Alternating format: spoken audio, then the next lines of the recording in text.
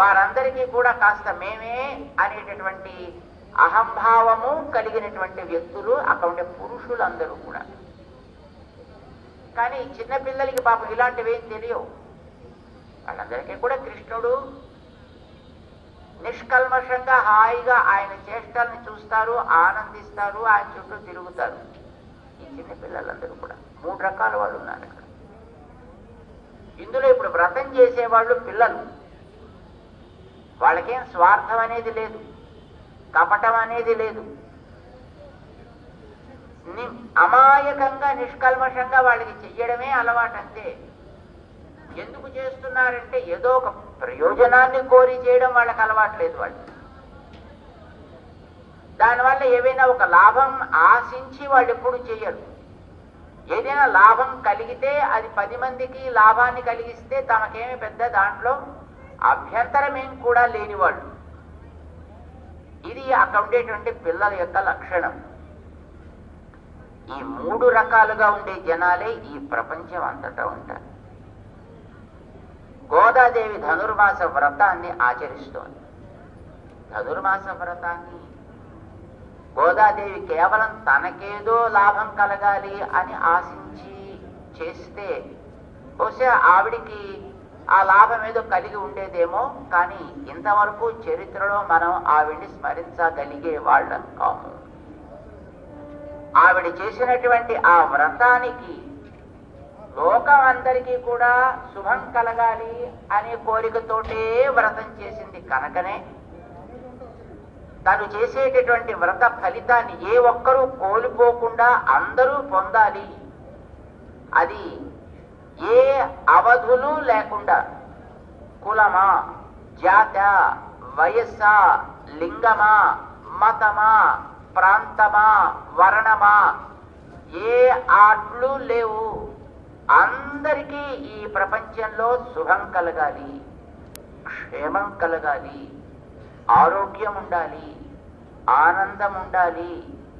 ఇదే గోదాదేవి కోరుకుని వ్రతాన్ని ఆచరించింది కనుకనే ఈ ధనుర్మాస వ్రతం ఇంకా ఈ వేళ దాకా కూడా మనందరి ఆచరణకి కూడా పాత్రమైంది, మనందరం ఆచరించేటట్లుగా అయింది. అంటే దాంట్లో ఏమిటి గోదాదేవి కోరుతోంది అనేది మనం జాగ్రత్తగా గమనించాలి. గోదాదేవి ఒక వైదికమైనటువంటి కుటుంబంలో పుట్టినటువంటి పిల్ల. కానీ తన యొక్క భావన ప్రపంచంలో గొల్లపిల్లగా తనని భావించుకుంది.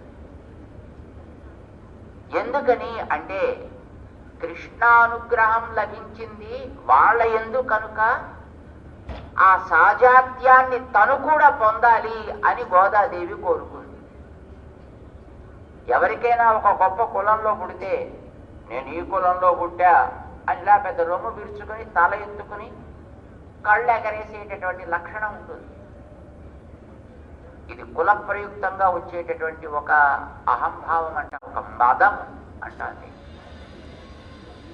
డబ్బు బాగా ఉందనుకోండి, సరే వాళ్ళకి కళ్ళు ఎప్పుడు కూడా పైనే ఉంటాయి, కాళ్ళు ఎప్పుడు ఆకాశంలో తేలుతూ ఉంటాయి. ఎప్పుడు పడతాడో తెలీదు, కానీ అలా తిరుగుతూ ఉండాలనిపిస్తూ ఉంటుంది. ధనం అధికమైతే అది కూడా ఒక రకమైనటువంటి మదాన్ని కలిగిస్తుంది, ధనమదం అంటాం. చదువు ఎక్కువైందనుకోండి, సరిలేరు నాకెవ్వరు అన్నట్టుగా కనిపించిన ప్రతి వాడిని కూడా వాడికేం రాదు అనేటట్టు చెయ్యాలనే ఒక అహంభావం వాళ్ళు ఉంటుంది. ఇది కూడా ఒక మదము అని అంటారు.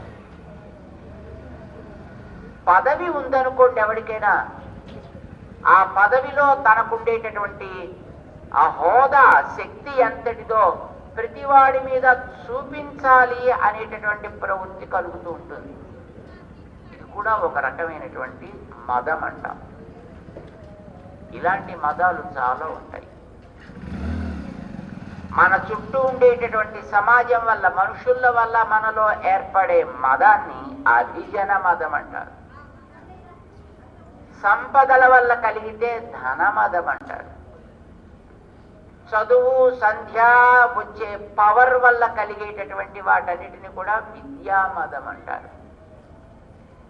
ప్రధానంగా 3 భాగాలుగా చేశారు. ఇలాంటివి మనలో చాలా కలుగుతూ ఉంటాయి, కానీ ముఖ్యంగా 3 విభాగాలు చేసి మదత్రయము అని పేరు పెట్టారు. ఈ మదత్రయము మనుషుల్లో సహజంగానే ఉంటుంది, కానీ బుద్ధిమంతులలో అది కాస్త తిరగబడుతుంది. మామూలు వాళ్ళల్లో అయితే అది మదంగా ఉండి అది అందరినీ కూడా చుట్టూ ఉండేవాళ్ళని, ఎందుకు పనికిరాని వాళ్ళు మీరంతా నేనే గొప్పోడిని అనేట్టుగా అనిపిస్తూ ఉంటుంది. అది అందరినీ బాధ పెడుతూ ఉంటుంది చుట్టూ ఉండేవాళ్ళని. కానీ కొంచెం బుద్ధిమంతులైన వాళ్ళు దాన్ని ఏం చేస్తారు, తిరగేస్తారు. దాన్ని తిరగేస్తే మద ఏమవుతుంది, దమ అవుతుంది. దమం అంటే నిగ్రహము అని అర్థం. వాళ్ళల్లో చదువు వల్ల గర్వం ఏర్పడదు, వాళ్లకు ఉండేటటువంటి వంశము అంటే కులము వర్ణము వల్ల గర్వం ఏర్పడదు, వాళ్లకు ఉండేటటువంటి విద్యా పవర్ అంటే ఆధిపత్యము అధికారము వల్ల 10 మందికి ఉపకారం చేయాలని కోరుకుంటాడు. చదువు లేనివాడికి నేర్పడం కోసం నాకు వచ్చింది అనుకుంటాడు. ధనము అవసరమున్న వాడిని ఆదుకోవడానికి తనకు వచ్చిందని అనుకుంటాడు. అధికారం అవసరం ఉండే వాళ్ళ యొక్క అవసరాలు తీర్చడానికి తనకి లభించింది అని అనుకుంటాడు బుద్ధిమంతుడైతే. అలా భావాన్ని దమం అంటారు. మన రామానుజాచార్య స్వామి వంటి వారి యొక్క చరిత్రని బాగా విని ఉంటాం. వారికి చదువు ఉంది, మంచి వంశం ఉంది, అద్భుతమైన సంపద ఉంది, కానీ అవి వారిలో మదాన్ని కలిగించలేదు, దమాన్ని కలిగించలేదు. అందుకోసమనే వారు నేనేమైనా పర్వాలేదు, 10 మంది బాగుపడితే చాలును, నేను నరకానికి వెళ్ళినా పర్వాలేదు, లోకమంతా తరిస్తే చాలును అని అనుకోగలిగారు. ఇది మహానుభావుల యొక్క ప్రవృత్తి, జ్ఞానుల యొక్క రీతి ఈ క్రమంలోనే ఉంటుంది. ఇది రామానుజుల వారి దగ్గర మనం చూసాం. ఆండాళ్ తల్లి దానికి ప్రేరకురాలు. ఆవిడ శుద్ధమైనటువంటి వైదిక కుటుంబంలో పుట్టిన భగవద్ అనుగ్రహం ఎవరి మీద ప్రసరించిందో అలాంటి స్థితిలో మనం కూడా ఉండగలగాలి అని గొల్లపిల్లలకి కుడి ఎడమలకి తేడా తెలియనటువంటి అవంశుభం ఎరుగనటువంటి పసిపిల్లల మీదకి దైవానుగ్రహం ప్రసరిస్తే తను కూడా ఆ స్థితిలోకి వెళ్ళి భావనలో ఆ దైవపు అనుగ్రహాన్ని ప్రార్థన చేసి మనందరినీ తన పిల్లలుగా మనమందరం కూడా ఆ లాభాన్ని పొందాలి అని కోరుకున్నటువంటి మహోదార ప్రవృత్తి కలది ఆండాళ్ తల్లి.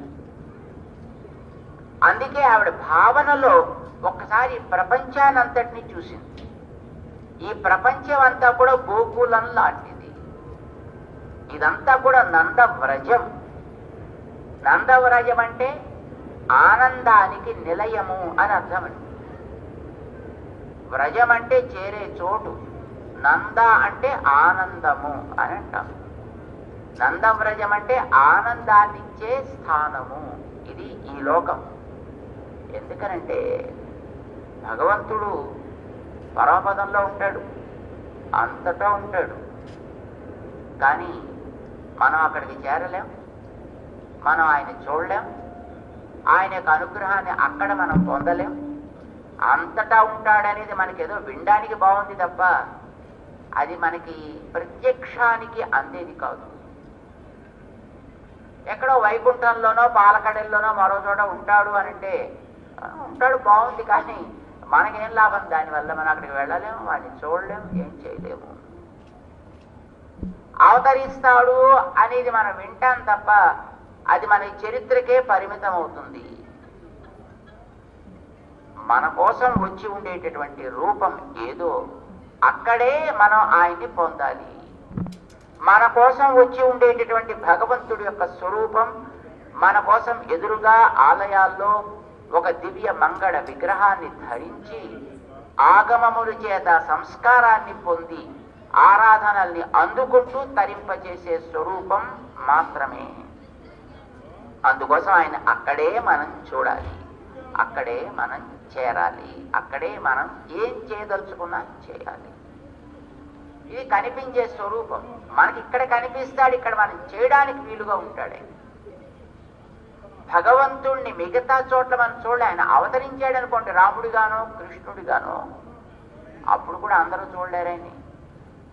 ఆయన కృష్ణుడుగా పుట్టాడు, కానీ చిన్నప్పుడు గోకులంలో వాళ్ళు చూడగలిగారు, కొంచెం పెరిగాక మధురలో వాళ్ళు చూడగలిగారు, ఇంకొంచెం పెరిగాక ద్వారకలో వాళ్ళు మాత్రమే చూడగలిగారు. అక్కడక్కడ ఉండేవాళ్ళు మాత్రమే దర్శనం చేసుకోగలిగారు తప్ప అప్పుడు కూడా మిగతా ప్రాంతాల్లో వాళ్ళకి దర్శనం చేసే అవకాశం లేదు. కానీ అత్యామూర్తి అలా కాదు కదండి.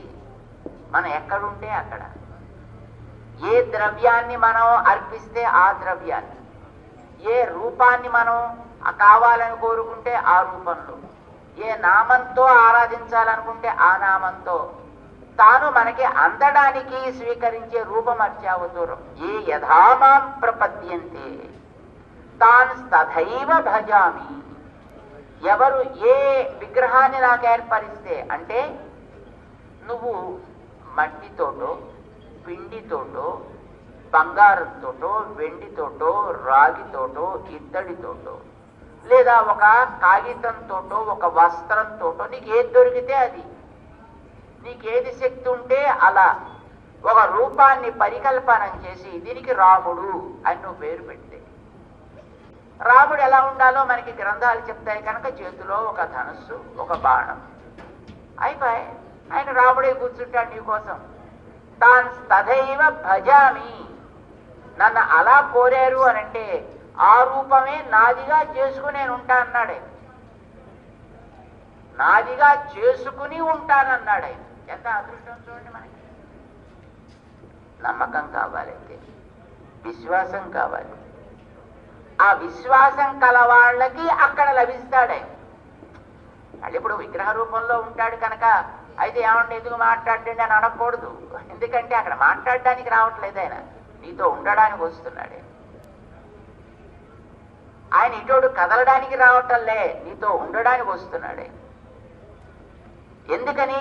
కదిలే వాటికి రకరకాల నియమాలు ఉంటాయి.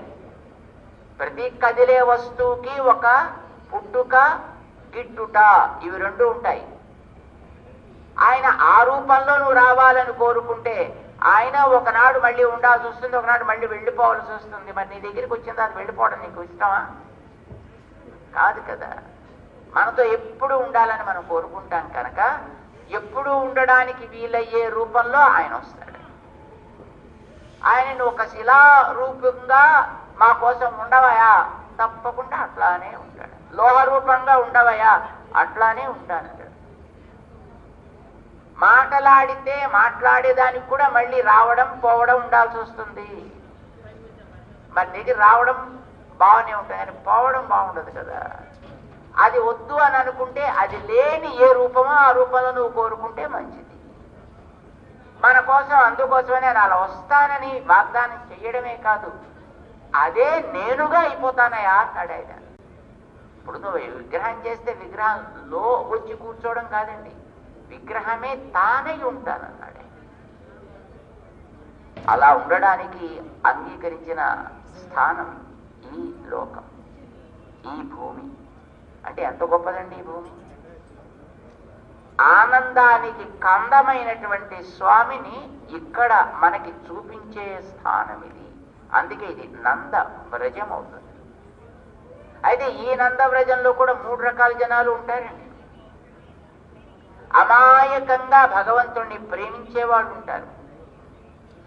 తన కోసమే తన కడుపే నిండాలి, నా చిన్నారి బొజ్జకు శ్రీరామ రక్ష, పక్కవాడు ఏమైనా నాకేం సంబంధం లేదు అనే ప్రవృత్తి లేకుండా తనకి ఏది లభించినా నలుగురికి పంచి నలుగురు ఆనందంతో నా ఆనందము తప్ప నలుగురిని దూరం చేసి కాదు అనుకునే మనస్సు కలిగిన వ్యక్తులు ఈ లోకంలో ఉంటారు. వాళ్ళు గొల్ల పిల్లలంటే ఏమంటే మగవాళ్ళ ఆడవాళ్ళ? ఏ ఊరోళ్ళు, ఏ కులం వాళ్ళు, ఏ వయస్సు వాళ్ళు. వయసుతో నిమిత్తం లేదు దీనికి, కులముతో నిమిత్తం లేదు దీనికి, ప్రాంతముతో నిమిత్తం లేదు దీనికి, లింగముతో నిమిత్తం లేదు దీనికి. వాడు పెద్దవాడైనా చిన్నవాడైనా ఈ భావన కనుక తనలో ఉన్నట్టయితే 10 మంది యొక్క ఆనందములో నా ఆనందము, ఈ భావన ఎవడుకుంటే వాడు నిజమైనటువంటి గోపిక. ఆ వ్యక్తి నిజమైన గోపిక లాంటి వ్యక్తి. ఎవరిలో అయితే ఎదుటివాడు ఏమైతే నాకేం కనుక నా సుఖమే ప్రధానము. చూడండి, వైరస్ని తయారు చేసి ప్రపంచం మీదకి వదిలేసి ఏమైనా అవనివ్వండి నా సుఖం మాత్రమే ప్రధానం అనుకునేటటువంటి వ్యక్తులు చూడండి ఇప్పుడు మనం చూస్తున్నాం కదా. ఎవడు తయారు చేసాడో మనకి తెలియదు, కానీ తయారు చేసేదో వదిలేసాడు ప్రపంచం మీద. ఇది తనంతట తాను పుట్టిన వైరస్ కాదండి, తయారు చేసిన వైరస్, ఇంజనీర్డ్ వైరస్ అంటారు అన్నమాట. ఎంతమంది ఏడిస్తే వాడికేమి, ఎంతమంది పోతే వాడికేమి, ఎంతమంది అడుక్కు తింటే వాడికేమి, ఎంతమంది జబ్బులు పాలైతే వాడికేమి, ఎన్ని కుటుంబాలు నాశనం అయితే వాడికేమి. కనుక వాడి చేయదలుచుకునేదో వాడు చేశాడు, వాడి పాపం గడిచింది అనుకున్నాడు అంతే. బస్ దురహంకారులు వాడు, పరమ స్వార్థపరులు వాళ్ళు. అదిగో అలాంటి వాళ్ళు అక్కడ నందగోకులంలో ఉండేటటువంటి ఆ పెద్ద మొగాళ్ళ లాంటి వాళ్ళు అనమాట. తామస ప్రవృత్తి కలిగిన వాళ్ళు అంటారు, రాజస ప్రవృత్తి కలిగిన వాళ్ళు అంటారు. ఇలాంటి వాడి లోకంలో చాలా మంది ఉంటారండి. ఆ రకమైన ప్రవృత్తి కలిగినటువంటి వాడు కొందరు, కానీ మరికొంతమంది ఉంటారు ఈ లోకంలో. వాళ్ళకి దేవుడు అంటేనూ తెలుసును, దేవుడు అంటేనూ ఇష్టం ఉంటుంది, దేవుడు గొప్పవాడనే మాటలు వాళ్ళు వింటారు.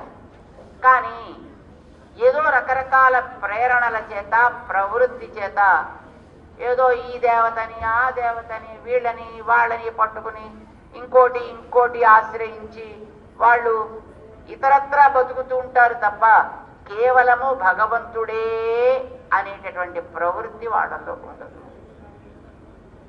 ఇలాంటి వాళ్ళు ఆ నందగోకులంలో ఉండేటటువంటి నారీ జనం లాంటి వారు.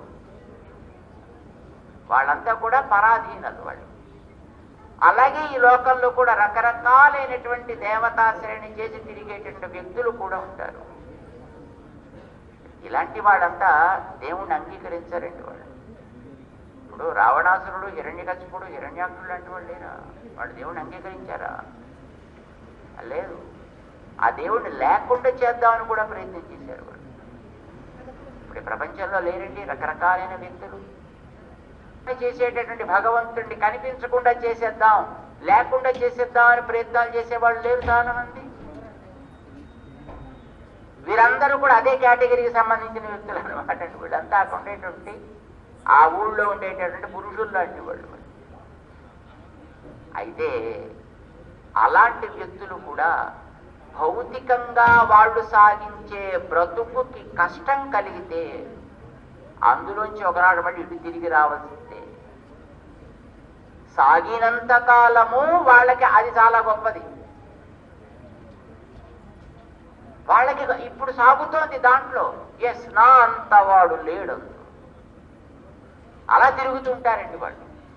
కానీ అలాంటి వాళ్ళకు కూడా అప్పుడప్పుడు ఒక్కొక్కసారి ఒక్కొక్క సమయం ఎదురైనప్పుడు వాళ్ళకు కూడా తెలిసి వస్తుంది, అరే మనం తప్పు చేశాము, ఆ భగవంతుడిని మనం మరిచి అపమార్గాలని పట్టాము, దురహంకారంతో ఎదిరించాము అని వాళ్ళు కూడా వాళ్ళకి ఏర్పడ్డ ఆ అహం తొలగి మెల్లిగా భగవంతుడి వైపు తిరుగుతారు. ప్రేమతో కాదు, తమ కష్టం తీరడం కోసం.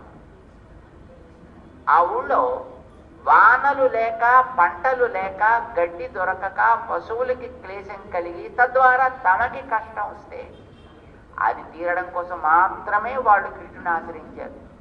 వ్రతం పిల్లల చేత వాళ్ళు చేయించింది ఏదో వ్రతం మీద వాళ్ళకి గౌరవం ఉండి, కృష్ణుడి మీద గౌరవం ఉండి, ఆ పిల్లల మీద ప్రేమ ఉండి వాళ్ళు వాళ్ళని అప్పగించలా. తమకు వచ్చినటువంటి ఆ కష్ట దశ ఆయన వల్ల తొలగుతుంది కనుక తొలగేంత వరకు ఆయన ఆశ్రయిద్దాం, ఓడ దాటే వరకు ఓడ మల్లన్న. ఓడ దాటిన తర్వాత చూసుకుందాం. ఇది అంటే ఏదో భౌతికమైనటువంటి ఒక అవసరం కోసమైనా ఆశ్రయిస్తారు భగవంతుడిని ఒక్కొక్కసారి. అలాంటి వాళ్ళని కూడా భగవంతుడు అనుగ్రహిస్తాడు. ఓకే, ఏదో అవసరం కోసం అయితే వచ్చావు కదా, సంతోషం, నీకు అవసరాన్ని కూడా నేను తీరుస్తాను.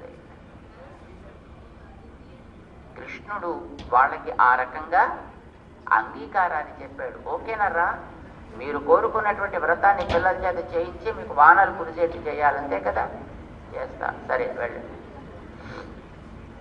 భగవంతుడు దురహంకారంగా ఉండే వాళ్ళనైనా తనని వాళ్ళ యొక్క స్వార్థం కోసం ఆశ్రయిస్తే తప్పకుండా వాళ్ళకి అది లభించేటట్టు చేస్తాడు. రాజ్యం కోరుకుంటే రాజ్యాన్ని ఇస్తాడు, ధనాన్ని కోరితే ధనాన్ని ఇస్తాడు. వాళ్ళు ఏది కోరితే వాటిని కూడా అనుగ్రహించడానికి ఆయన వెనుకాడడు సుమా. ఇది మనకి తెలియాలి. కొంతమంది ఇతరత్రా ఇతరుల్ని ఆశ్రయించి తిరిగి భగవంతుణ్ణి పెద్దగా అతడే అని అనుకోకుండా తిరిగిన వాళ్ళైనా సరే, భగవంతుడు చేసేది మంచిదే అని అనుకుంటే వాళ్ళని కూడా తాను వాళ్ళకి కలగాల్సినటువంటి లాభాన్ని కలిగించడానికి ఆయన వెనుకాడుడు, వాటిని తాను అనుగ్రహిస్తాడు. ఆ ఊళ్ళో వాళ్ళకి ఆ రకంగా కలిగినటువంటి క్లేశాలని తీర్చడానికి తాను అంగీకరించాడు. ఆయన ఎవరైతే నిస్వార్థంగా నిష్కల్మషంగా ప్రేమిస్తారో వాళ్ళని ఆయన అక్కడ అనుగ్రహించినట్టే ఈ లోకంలో కూడా. ఎవరు పరార్థ జీవితాన్ని గడుపుతారో అలాంటి వాళ్ళని తప్పకుండా అనుగ్రహిస్తారు. మీరంతా అలాంటి వాళ్ళని. మీరు ధనుర్మాస వ్రతం చేస్తున్నారంటే ఈ వ్రతం వల్ల మనకేదో లాభం కలగాలని మీరు చేయటల్లా. ఈ చేసే వ్రతం వల్ల కలిగే ప్రయోజనం కేవలం దైవ అనుగ్రహం మాకు. అయితే ఏదైనా పని చేసినప్పుడు ఫలితం అయితే కలగకుండా ఉండదు కదా, ఏదో ఫలితం తప్పకుండా కలుగుతుంది. సరే, ఆ కలిగేది మాకు కాదు, కోసం మాకు అవసరం లేదు కనుక అది లోకానికి ఉపకరించేదైతే తప్పకుండా లోకాన్ని అది అనుభవించమనండి, లోకాన్ని వినియోగించుకోమనండి. వానలు కురవాలి, కానీ ఆ వానలు ఊరి వారికి కావాలి పంటలు పండడానికి. కానీ గోపికలకి కావలసింది శ్రీకృష్ణుడు యొక్క చల్లని చూపు కావాలి, ఆయన యొక్క పాద సంసేవనం కావాలి. వీళ్ళకి అంతవరకే. వీరికి దాన్ని అనుగ్రహిస్తాడు, వాళ్ళకు కావలసిన దాన్ని వాళ్ళకు అనుగ్రహిస్తాడు. రెండూ చేయగలిగినటువంటి మహానుభావుడు ఆయన. ఇవి రెండు నేను చేస్తాను, ఇలాంటి వాళ్ళందరినీ అనుగ్రహిస్తాననే ఆయన భగవద్గీతాది గ్రంథాల్లో చాటుకున్నాడు. ఆండాళ్ తల్లి పరమ సాత్విక ప్రవృత్తి కలిగినటువంటి మహానుభావులకి ఉపయోగించేటటువంటి ఒక మంచి వ్రతాన్ని తాను ఆచరించి అందించింది. లోకంలో సాత్విక ప్రవృత్తి కలిగిన వాళ్ళు చాలా తక్కువ మందే ఉంటారు. పరహితం కోరి ప్రవర్తించేటటువంటి వాళ్ళు కొద్ది మందే ఉంటారు. కానీ ఆ కొద్ది మంది చాలు మిగతా లోకానికి అంతటికీ కావలసినటువంటి శుభాన్ని కలిగించడానికి. ఇంట్లో యజమాని ఉద్యోగం చేసి సంపాదిస్తాడు. ఆ గృహంలో ఉండేటటువంటి మిగతా వాళ్ళు, వాళ్ళని ఆశ్రయించుకునే బంధువులందరికీ కూడా వాళ్ళకి జీవితం సాగుతూ ఉంటుంది కదా. అదే క్రమంలో లోకంలో అందరి క్షేమాన్ని కోరి చేసేటటువంటి సాత్విక ప్రవృత్తులు కొంతమంది ఉంటారు. వాళ్ళు చేసేటటువంటి సత్కార్య ఆచరణ ప్రభావం చేత మిగిలిన వారికి కూడా కావలసినవన్నీ అందుతూ ఉంటాయి. అందుకే అలాంటి వాళ్ళని మనం మంచిగా ఉండాలని ప్రార్థన చేసుకుని వాళ్ళని మనం అనుసరించగలిగితే మన వల్ల 10 మంది బాగుపడతారు, మనకి ఆత్మ సంతృప్తి ఏర్పడుతుంది. గోదాదేవి చేసేటటువంటి వ్రతం దాన్ని ఆశ్రయించి, అందుకే పెద్దవాళ్ళందరూ కూడా అంగీకరించారు. వాళ్ళ లాభం కోరి, వానలు కోరి. ఇక గోపికలందరూ ఒక చోట చేరారు. వాళ్ళందరికీ కూడా రాత్రి కృష్ణుడు మీరందరూ పొద్దున్న రెండర్రా అని చెప్పేసి వెళ్ళిపోయిన తర్వాత నిద్ర పట్టలేదు. అందరూ ఆ ఒక చోట చేరి ఏం చేద్దాం, ఎప్పుడు పెడదాం, ఎప్పుడు తెల్లారిపోతుంది, ఎప్పుడు కృష్ణుడి దగ్గరికి వెళ్ళాలి, ఎప్పుడు వ్రత సామగ్రిని తీసుకోవాలి అనేటటువంటి ఆరాటం ఏర్పడింది. ఎందుకంటే వీళ్ళందరూ కూడా స్నాన వ్రతాన్ని ఆచరించాలి. అది బాహ్యంగా వీళ్ళు ఆచరించేది యమునా స్నానం. కానీ వీళ్ళకు కావలసింది తమకి లోకాన్నంతటినీ కూడా కాపాడేటటువంటి సర్వేశ్వరుడైనటువంటి ఆ శ్రీకృష్ణుడి యొక్క అసంఖ్యాకమైనటువంటి కళ్యాణ గుణాలనే ఒక అద్భుతమైనటువంటి ప్రవాహం ఉంది. ఆ ప్రవాహంలో ఓలలాడాలి. ఆయన యొక్క కళ్యాణ గుణ ఆస్వాదన చేయాలి.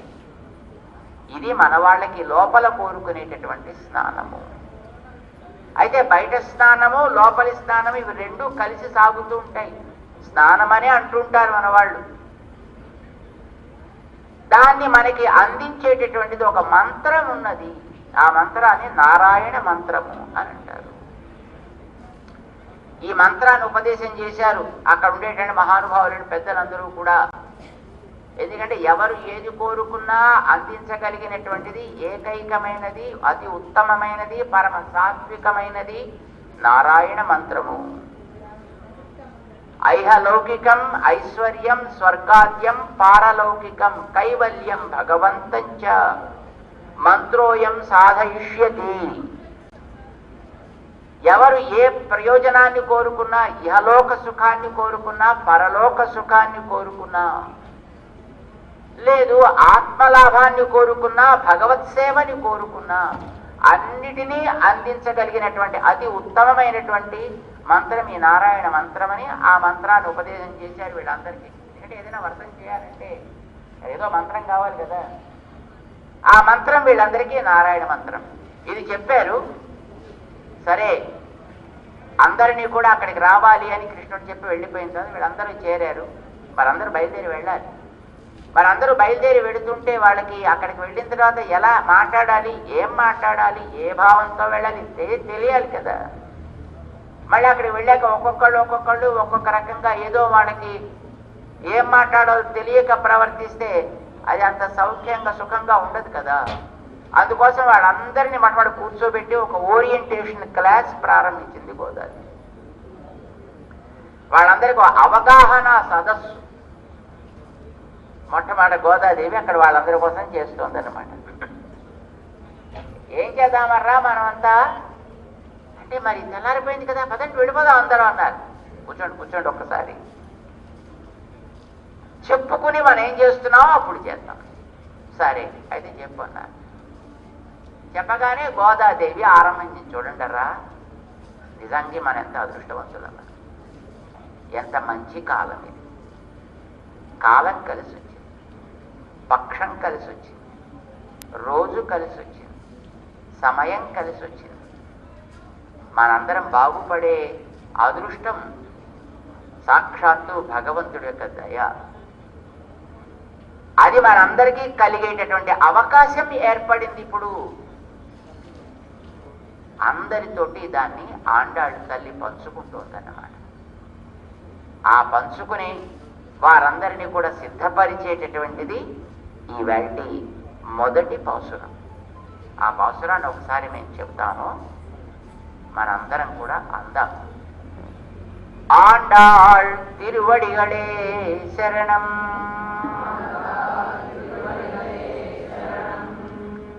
மார்கழி திங்கள் மதி நிறைந்த நன்னாள் ஆள் நீராட போதுவீர் போதுமினோ நேரிழை சீர்மல்கும் ஆய்ப்பாடி செல்வச்சிறுமீர்கள்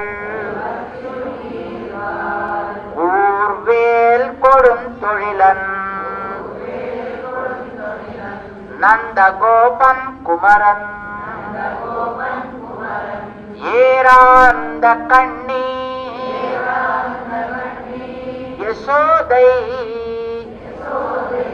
ఇళం సింగం కార్మేని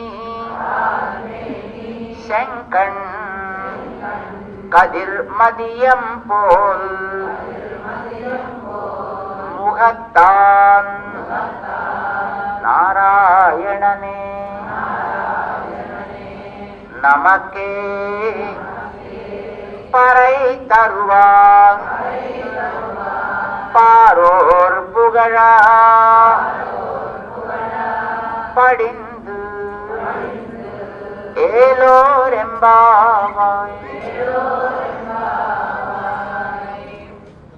ఇది పాసురం, మొదటి పాసురం.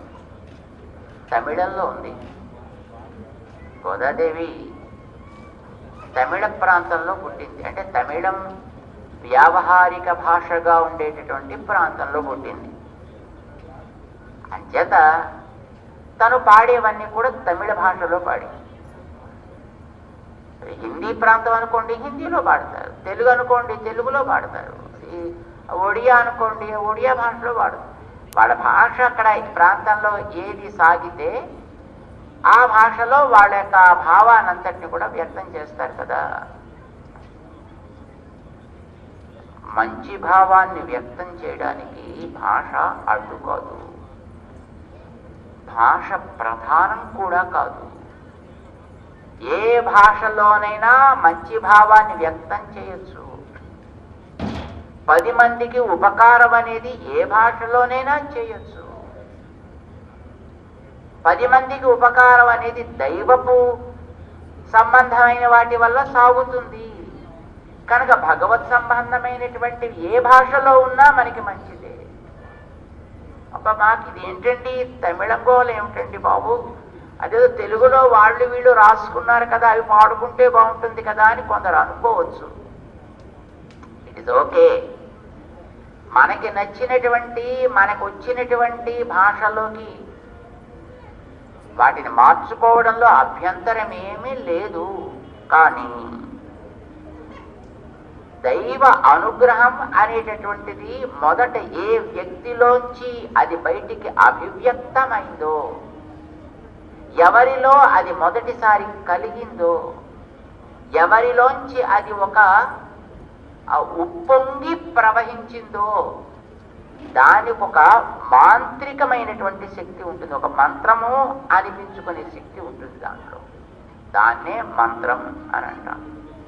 అది వాళ్ళు ఏ భాషలోనైనా వ్యక్తం చేసి ఉండొచ్చు, కానీ దానికి మంత్ర మహిమ ఉంటుందన్నమాట.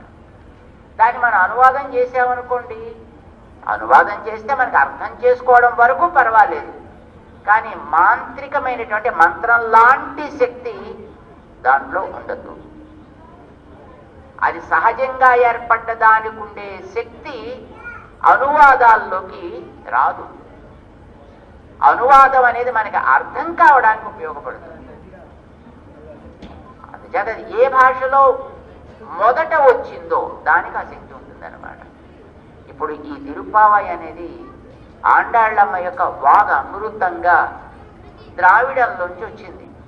అందుచేత మనం ఆ భాషలో ఉండే దాన్ని అలా మనం అనుసంధానం చేసుకోగలిగితే అదొక మంత్రంలా మనకు పనిచేస్తుంది. అదొక మంత్రంలా పనిచేస్తుంది.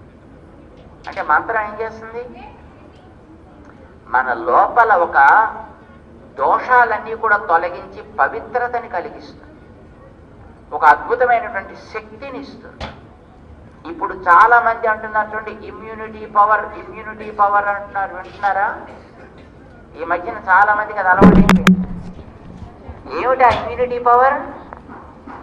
రోగ నిరోధక శక్తి. ఇది బాగా కావాలంటున్నారు కదా. ఎందుకు? కరోనాను ఎదుర్కోవాలి కదండి, అందుకోసం కావాలి. కరోనాను ఎదుర్కోవడం, కరోనా తాతగారు లాంటి వచ్చినా ఎదుర్కోవడానికి మనలో ఆ రోగ నిరోధక శక్తి కావాలి. ఆ రోగ నిరోధక శక్తికే ఆత్మబలమని పేరు, మనోబలమని పేరు.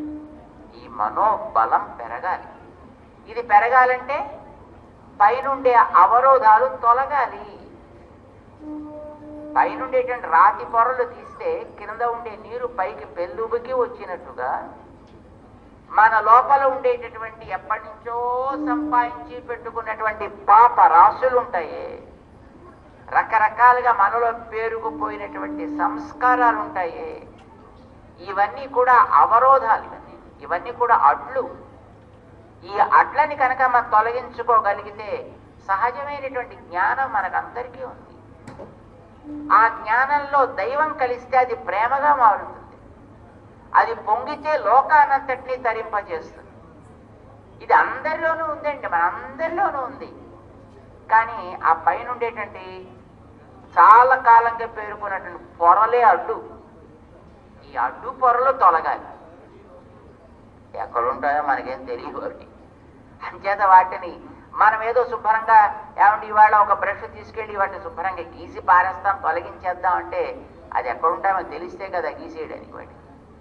వాటిని తొలగించడానికి అవి ఎలా ఉంటాయో మనకి తెలిస్తే కదా.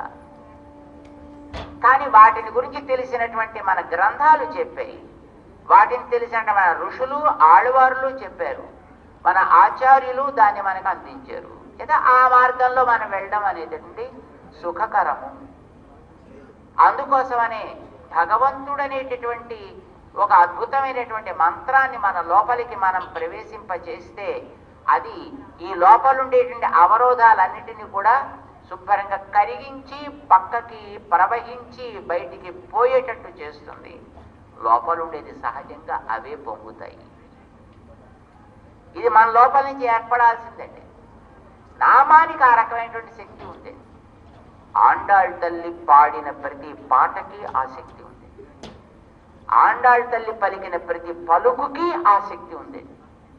ప్రతిదీ ఒక్కొక్క మంత్రం లాంటిదే. దాన్ని ఎన్నోసార్లు అనుభవించిన మహనీయులైనటువంటి మన పెద్దలు చెప్పారు. మనం కూడా చాలాసార్లు చూసాం.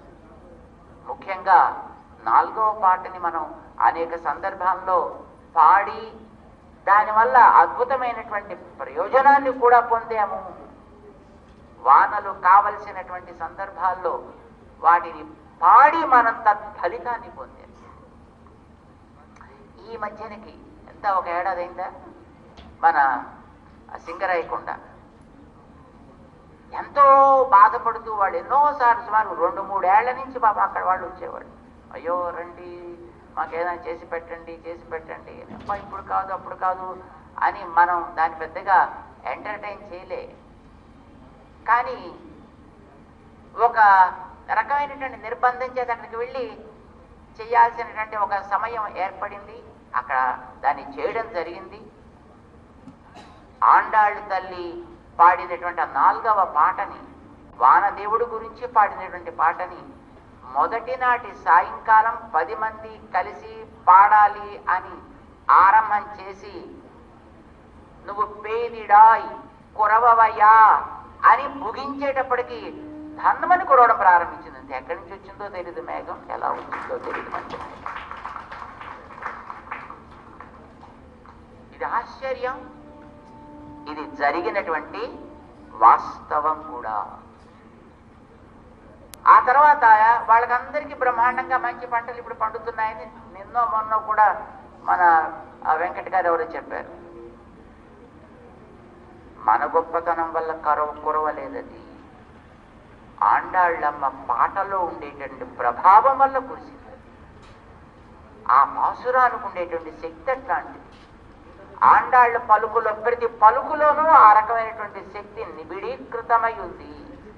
అది మనం చక్కగా తెలుసుకుని దాన్ని ఆ క్రమంలో అనుసంధిస్తే అది మనకి మంచిది. అనువాదం చేసుకున్నటువంటి తెలుగు వాళ్ళకి తెలుగు పాటలు ఉన్నాయి, హిందీ వాళ్ళకి ఈ పాసురాల్ని హిందీలో పాడుకునేటటువంటివి ఉన్నాయి, ఇంగ్లీష్ వాళ్ళకి ఇంగ్లీష్లో కూడా ఉన్నాయి, ఇంకా మిగతా వాళ్ళకి మిగతా భాషల్లోనూ చేసుకోవడంలో పెద్ద ఆక్షేపణ ఏమీ లేదు. అది వాళ్ళకి తెలుసుకుని ఆస్వాదించడానికి ఆనందించడానికి పనికొస్తాయి. కానీ ఆ మంత్రశక్తి అందులో ఉండేదాన్ని పొందడం మాత్రం వాటిని ఆ క్రమంలో అనుసంధిస్తేనే కలుగుతుంది. అందుకే మనం కూడా ఆ అమ్మ పాడిన పాటల యొక్క సహజ స్వరూపాన్ని ఒకసారి ఆస్వాదిద్దాము అనే పాసురాల్ని మనం చెప్పుకుంటున్నాం. ఆ పదాల్లో ఉండేటటువంటి ఆ ఆశ్చర్యకరమైనటువంటి శక్తి ఏమిటో దాన్ని కొద్ది కొద్దిగా రుచి చూసేటటువంటి ప్రయత్నం చేస్తున్నాం. అందులో ఉండేది అంతా మనమేం చూసేలేం. ఏమిటండి ఇంకా పాసురంలో ఇంతుంటే మీరు ఇంతే చెప్పారేమిటండి అని ఎవరు అనుకోక్కర్లా. ఎవరు ఎంత దాంట్లో ఉండేటటువంటిది ఆస్వాదించినా తరగనంత ప్రతి పాసురంలోనూ ఉంటుంది. మన శక్తి ఎంత, మన సమయం ఎంత, మన ఓపిక ఎంత, మనకుండే బుద్ధి ఎంత, మన చుట్టూ ఉండే పరిస్థితుల యొక్క ఆనుకూల్యం ఎంత, అంతవరకే మనం ఆస్వాదిస్తాం. అంత మాత్రం చేత దాంట్లో లోపం ఉండదు, అయిపోవాలి అనేటట్టు ప్రశ్న అంతకంటేనూ లేదు.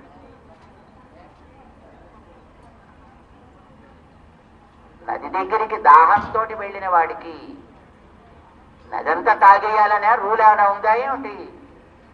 నది నిండా నీళ్లుంటాయి, ఇసుక ఉంటుంది, రాళ్ళుంటాయి, నాచు ఉంటుంది, నత్తగుల్లలుంటాయి, చేపలుంటాయి, ఇంకా ఎన్నో ఉంటాయి. నీకు దాహం వేసింది, నువ్వు అక్కడికి వెళ్ళావు, నీ దాహం తీరడానికి ఎంత అవసరం అంతవరకు తాగు, ఫైన్. నీ దాహానికి చక్కటి ఉపశమనం ఏర్పడుతుంది, శాంతి కలుగుతుంది, నదికి లోటు లేదు.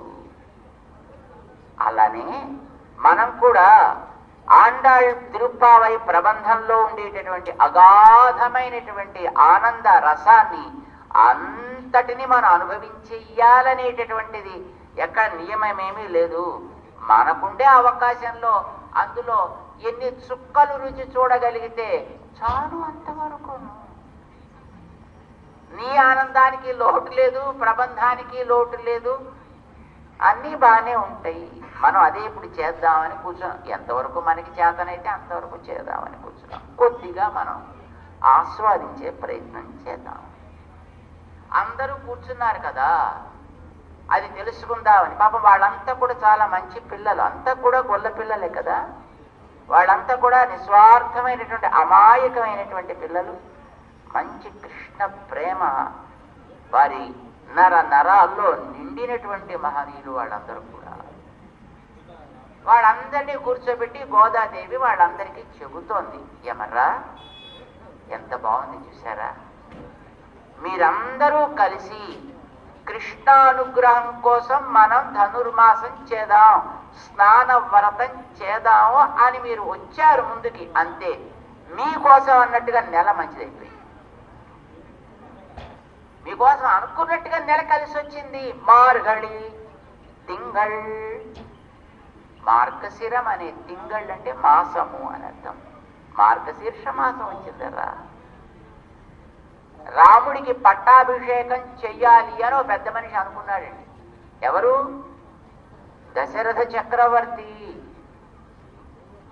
ఆయనకి అంతకు ముందు రోజు రాత్రి ఒక దుస్వప్నం వచ్చింది. అలాంటి దుస్వప్నానికి సామాన్యంగా ఫలితం బహుశా ప్రాణం పోవడం. ఇది రాజుకి తెలిసింది.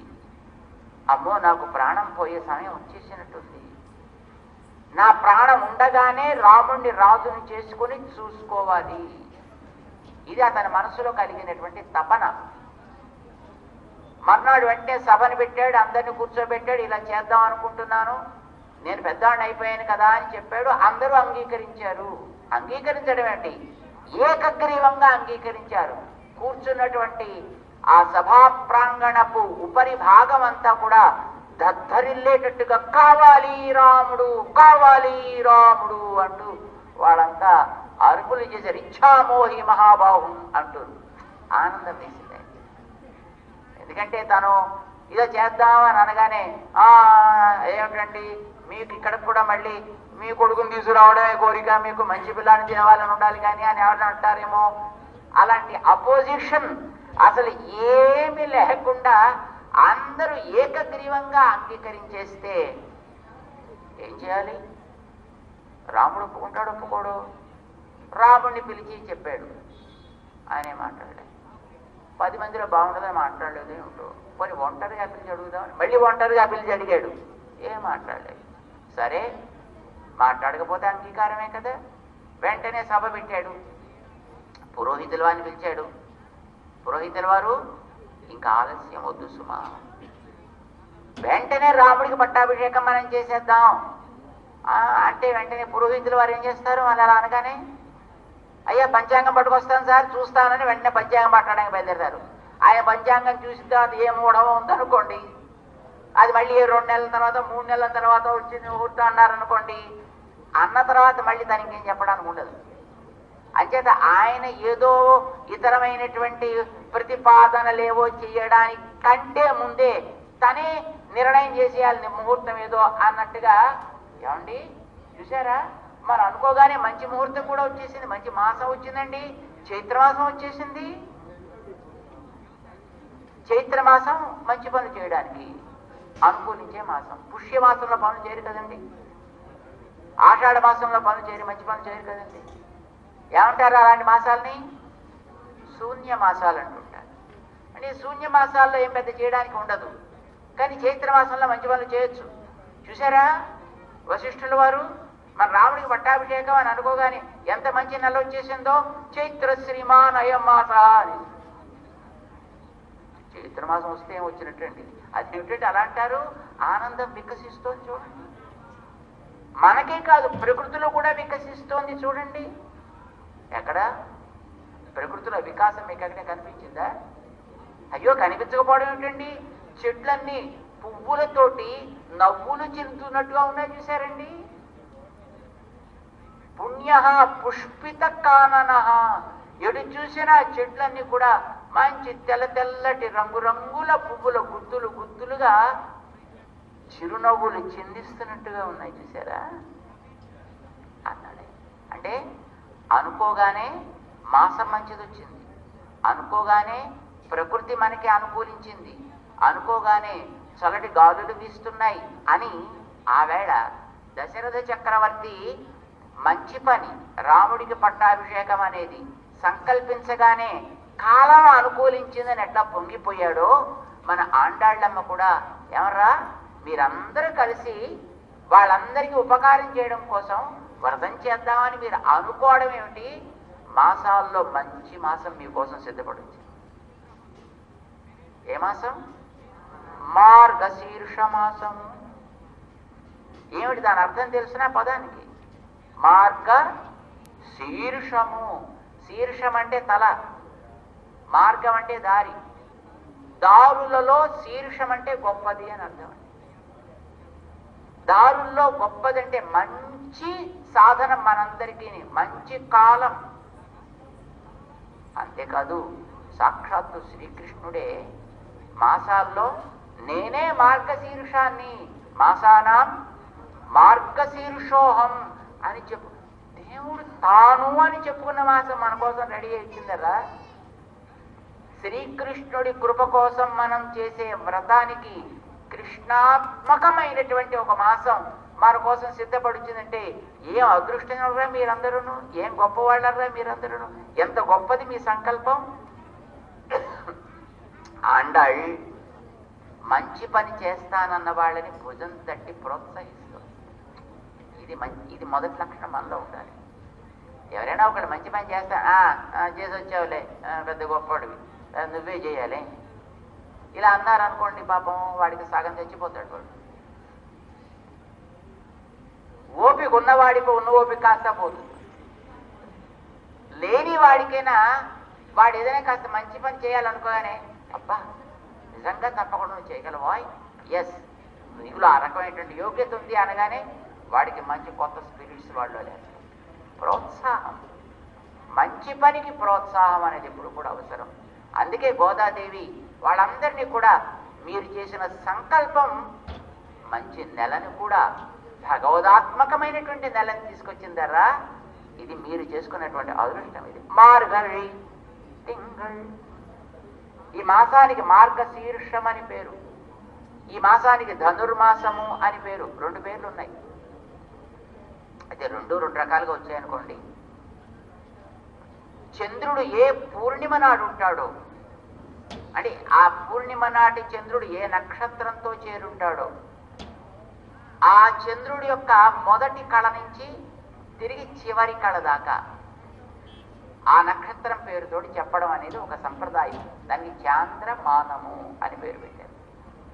అంటే అంటే పూర్ణిమ నాడు చంద్రుడు ఏదో చిత్తా నక్షత్రంతో కలిసి ఉన్నాడు అనుకోండి, ఆవేళ ఆ నక్షత్రం ఉందనుకోండి, ఆ పాడ్యమి మొదటి కళ క్రమంగా 15 కళలు పెరుగుతాయి, 15 కళలు తరుగుతాయి కదా. ఆ మొదటి పెరిగే కళ దగ్గర నుంచి తరిగే చివరి కళ దాకా సుమారు 27 రోజులు పడుతుంది. ఆ 27 రోజుల్ని ఆ నక్షత్రం పేరుతో చెప్పడాన్ని చాంద్రమానము అంటారు. చైత్రం అని పేరు పెట్టారు. అలాగే మృగశీర్ష నక్షత్రంతో ఏ పున్నమి నాడు చంద్రుడు ఉంటాడో ఆ చంద్రుడి మొదటి కళ నుంచి చివరి కళ దాకా మార్గశీర్షం అని పేరుతోటి వ్యవహరిస్తారు. ఇప్పుడు అది మనకి ఇవాళ నుంచి వచ్చింది, నిన్నటి నుంచి వచ్చింది మనకి. ఇది చాంద్రమానం ప్రకారం వచ్చే పేర్లు. మనం అనుకునే పేర్లను చైత్ర, వైశాఖ, జ్యేష్ఠ, ఆషాఢ ఇవన్నీ అలా వచ్చేవి. ఇంకొక లెక్క ఉందండి. సూర్యుడు 12 రాసుల్లో ఏడాదిలో తిరుగుతాడు. ఒక్కొక్క రాశిలో నెల రోజులు ఉంటాడు, 30 రోజులు కరెక్ట్గా ఉంటాడు. ఆయన ఏ రాశిలోకి ప్రవేశిస్తాడో అప్పటి నుంచి ఆ రాశి వదిలి ఇంకొక రాశిలోకి వెళ్ళేంత వరకు ఆ రాశి పేరుతో చెప్తుంటారు. అది మేషరాశిలో ఉంటే మేషమాసం అంటారు, మీనరాశిలో ఉంటే మీనమాసం అంటారు. రాశులన్నీ 12 రాశులు. ఈ 12 రాశుల్లోనూ ఆ సూర్యుడు తిరిగేటప్పుడు ఆయా రాశి పేరుతోటి వ్యవహరించడాన్ని సౌరమానము అంటారు. అంటే సూర్యుడిని బట్టి లెక్కలు పట్టడం అని అర్థం అన్నమాట. సౌరమానం, చాంద్రమానం.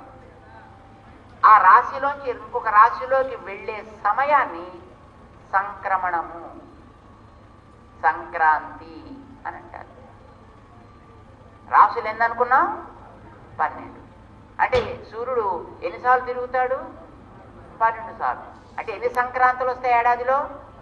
12 సంక్రాంతులు వస్తాయి. కానీ మనకు అవన్నీ పెద్దగా తెలియవు. మనకి 2 సంక్రాంతులే తెలుసు. ఏ సంక్రాంతులు తెలుసును? మకర సంక్రాంతి, కర్కాటక సంక్రాంతి తెలుసు.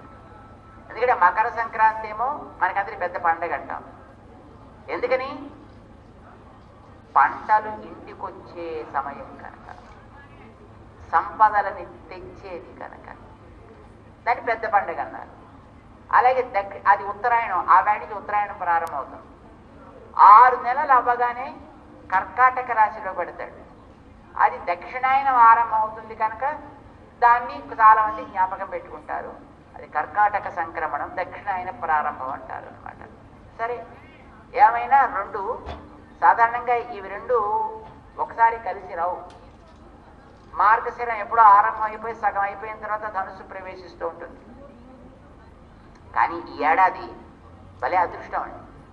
సరిగ్గా మార్గశీర్షం ఎప్పుడొచ్చిందో ధనురు సంక్రమణం కూడా సరిగ్గా అప్పుడే జరిగి ఈ నెల రోజులు ఆ నెల రోజులు రెండు, సౌరమానం చాంద్రమానం రెండు కరెక్ట్గా కలిసి వచ్చాయి. శార్వారి ఒక రకంగా మనకి మంచి సమయాన్ని తెచ్చిందనమాట. అంటే అంతకుముందు మనకి కొంచెం కష్టాలు దుఃఖాలు తెచ్చినా వాటన్నిటిని పోగొట్టడం కోసమా అన్నట్టుగా మనకి ఈ ధనుర్మాసాన్ని తీసుకొచ్చింది. అంటే ఇవి రెండు మనకి కలిసి వచ్చాయన్నమాట. అంటే దీన్ని మార్గశిర మాసం అని అంటారు. తమిళంలోకి వచ్చాడు మార్గళి అయిందనమాట. లేదు ధనుర్మాసం అని అంటుంటారు, ధనస్సు అని అంటుంటారు అనమాట. ఏమన్నా మొత్తానికి ఇవి రెండు ఈ సమయానికి పేర్లు. గోదాదేవి చేసిన వ్రతానికి ఆ పేరు రూఢి అయిపోయింది అన్నమాట. ఆండాళ్ళ తల్లి చెప్తోంది, ఏమర్రా మనకి మంచి నెల వచ్చింది చూసారా, మార్గడి మంచి మాసం మనందరి కోసం ఎదురైంది. ఎందుకంటే ఇంకేం కావాలి మనకి? సంపదలని ఇచ్చే మాసం ఇది. ఎందుకంటే రైతులు పాపం వాళ్ళు 2 నెలలో 3 నెలలో 4 నెలలో వాళ్ళు వేసే పంటని బట్టి కృషి చేసి వానలు కురిసినా కురవకపోయినా, చెద పురుగులు పక్షులు ఇలాంటి అడ్లు వచ్చినా వాటన్నిటిని ఎదుర్కొంటూ వాటిలో సారాన్ని పెంచి కష్టపడ్డ కష్టం అంతా తీరి పంట చేతికి అందేటటువంటి కాలం ఈ కాలం. అంచేది ఇదేం కాలం? ఇది సంపదలని తెచ్చే కాలం. అంచేత మంచి మాసం కదండి సంపదలు వచ్చే మాసం అంటే. ఇప్పుడు ఉద్యోగాలు చేసే వాళ్ళంతా ఏ సమయాన్ని మంచి సమయం అనుకుంటారు చెప్పండి?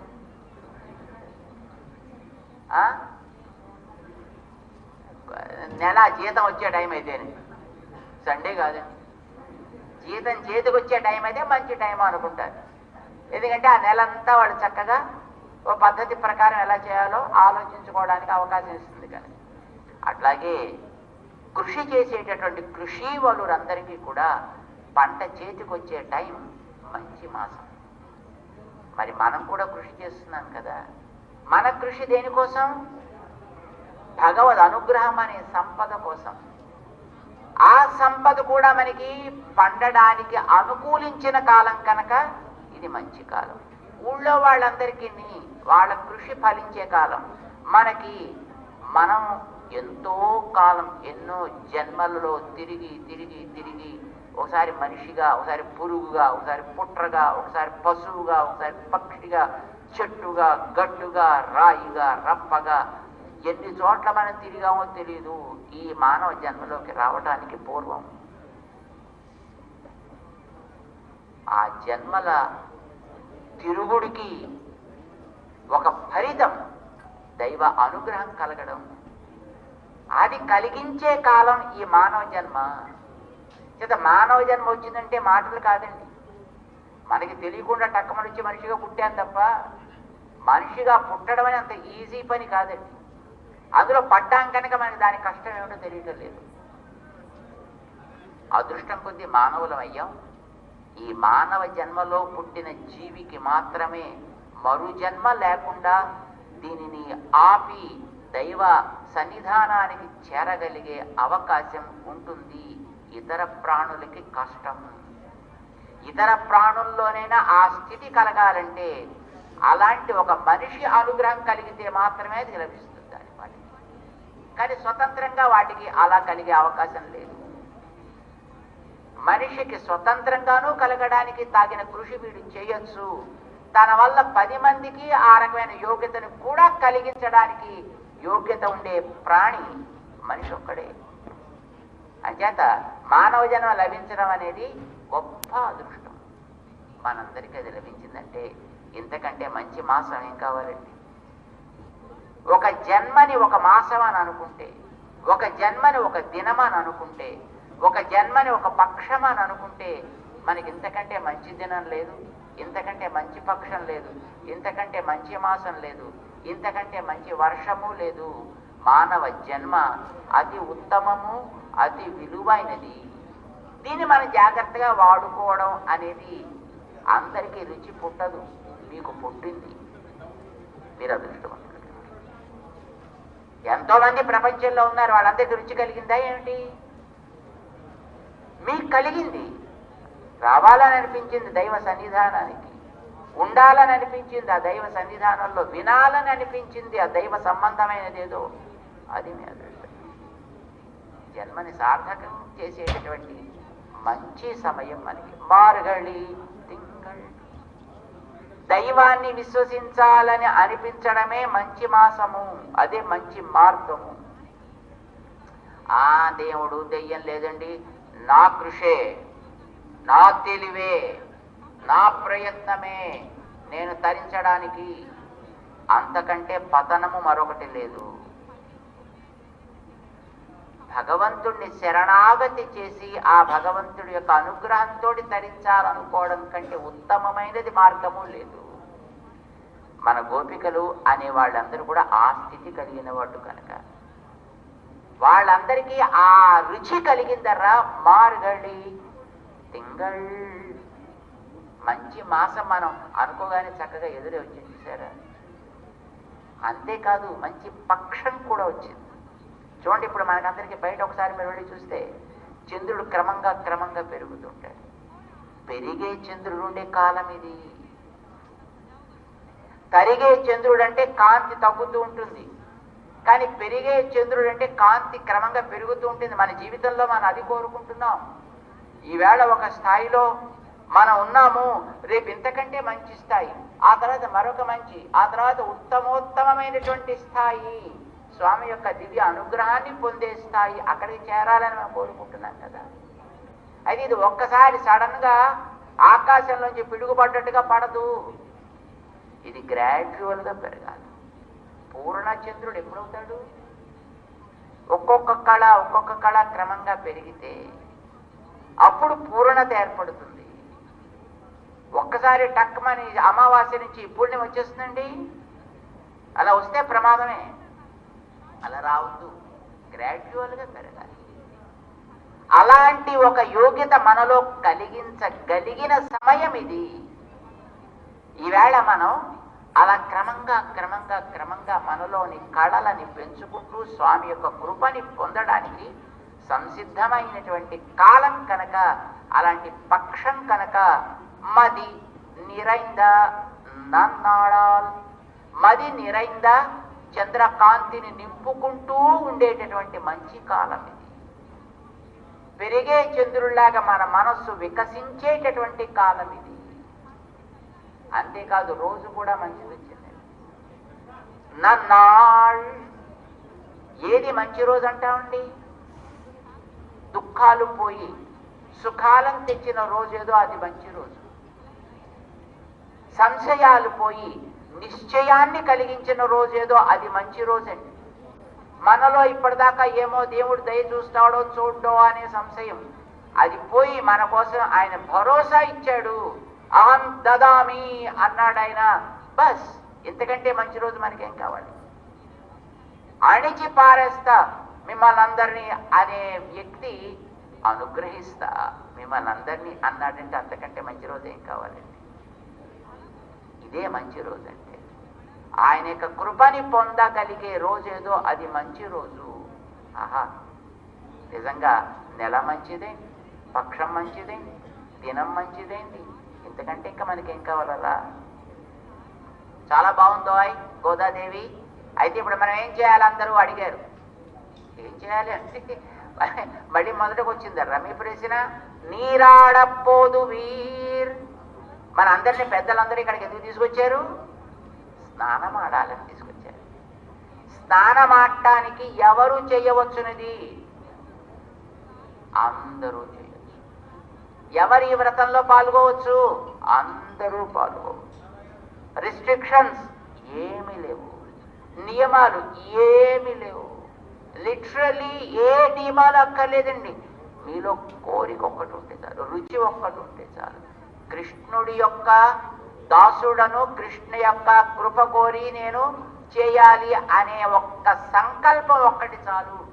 ద్వేషం పోయి, ఉదాసీనత పోయి నేను కూడా చేస్తా. బస్ అదే నీరాడపోదు వీర్. ఎవరిలో ఈ సంకల్పం ఉందో వారందరూ కూడా రండి, పెంచేయండి.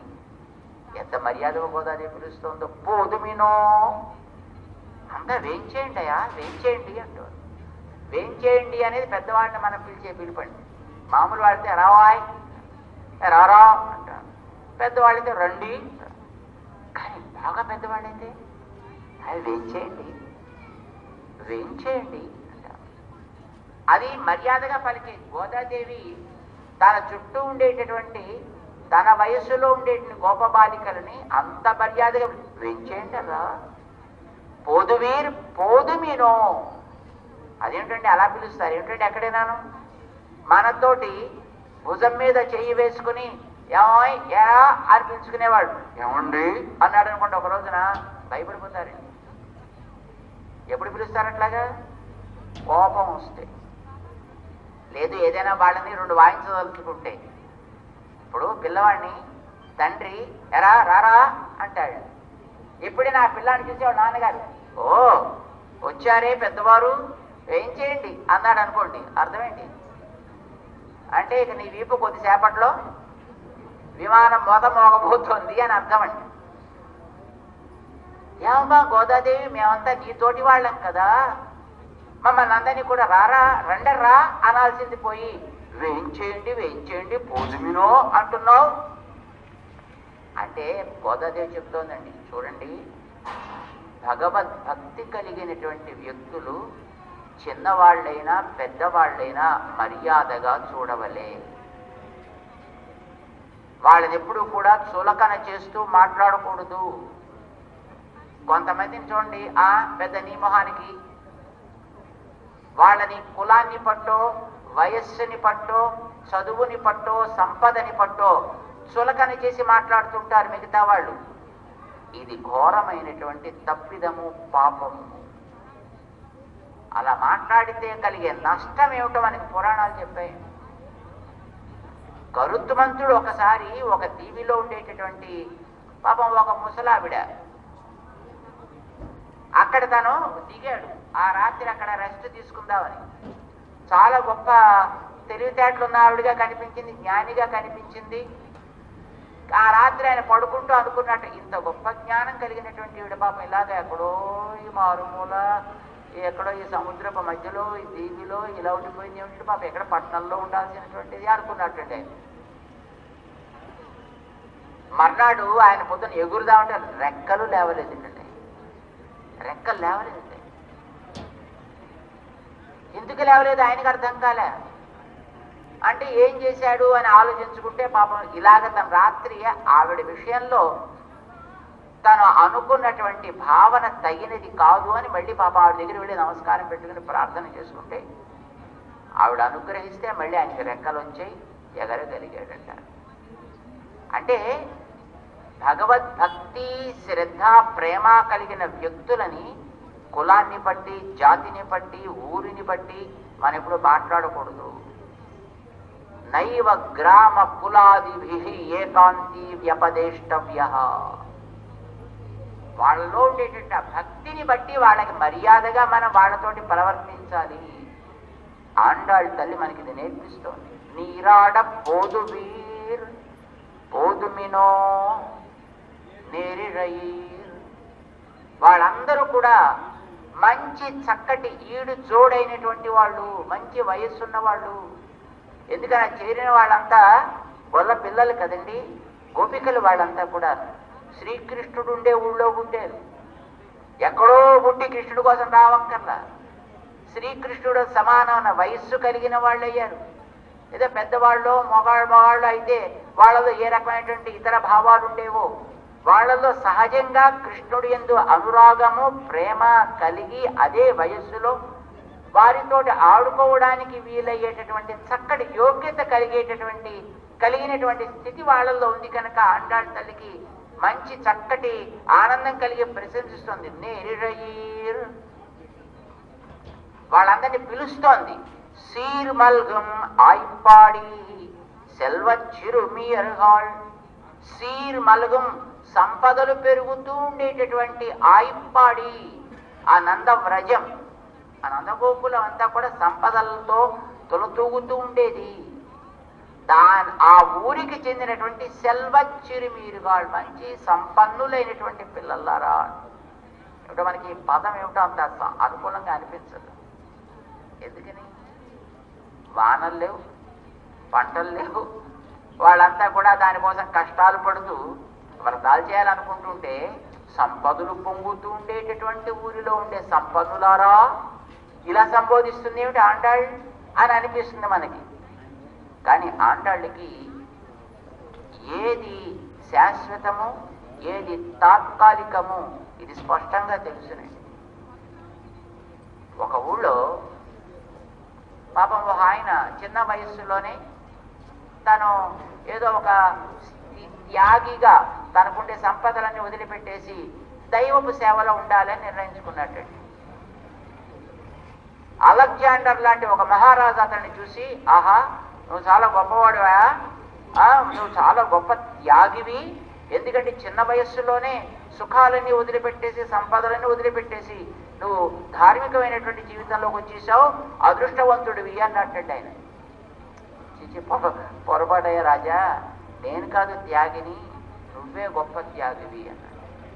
అదేంది ఎలా అంటావు? అవునయా, రూపాయి వదిలిపెట్టిన వాడిని త్యాగి అంటావా, గొప్ప త్యాగి అంటావా? 1000 రూపాయలు వదిలిపెట్టిన వాడిని గొప్ప త్యాగి అంటావా? ఏమండి, 1 రూపాయి వదిలేసిన వాడిని త్యాగి అంటావా? 1000 రూపాయలు వదిలిపెట్టాను గొప్ప త్యాగి అంటావా? 1000 రూపాయలు వదిలిపెట్టిన వాడిని కదా. అంటే ఎక్కువ విలువ కలిగిన దాన్ని వదిలిపెట్టిన వాడిని కదా గొప్ప త్యాగం అంటాం. ఏమయా, నేను వదిలిపెట్టినవి భౌతికమైనటువంటి సంపదలు, నశించిపోయేటువంటి సంపదలు నేను వదిలిపెడుతున్నాను.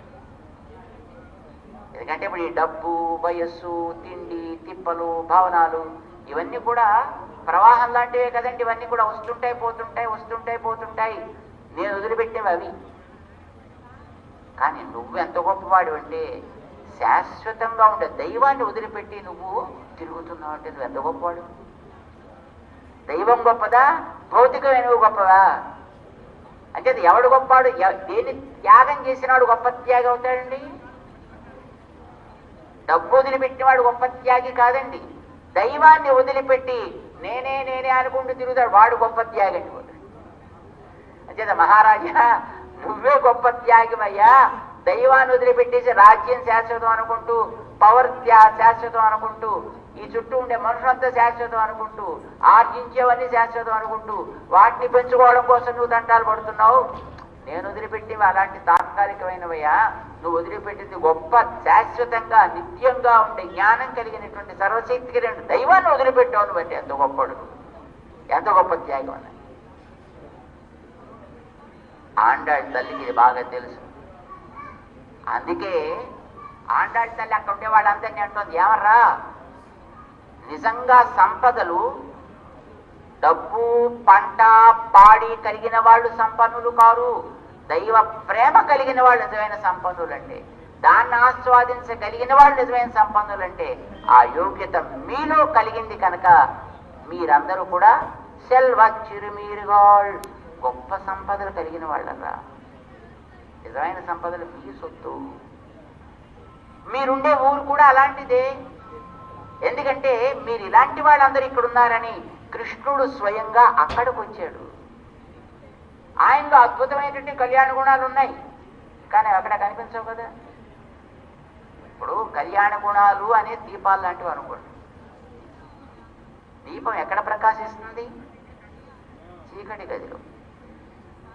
ఇప్పుడు ఇన్ని దీపాలు పెట్టారు చూడండి చుట్టూను.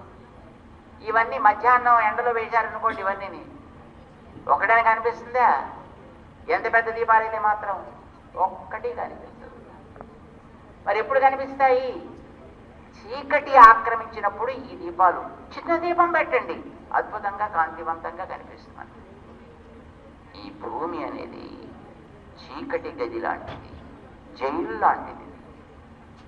భగవంతుడిలో మంచి గుణాలు ఉన్నాయి.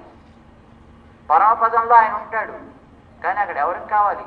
పరమపదం వెళ్ళిన వాళ్ళందరూ కూడా బాగా సూర్యుడు కాంతి లాంటి కాంతి కలిగిన వాళ్ళే.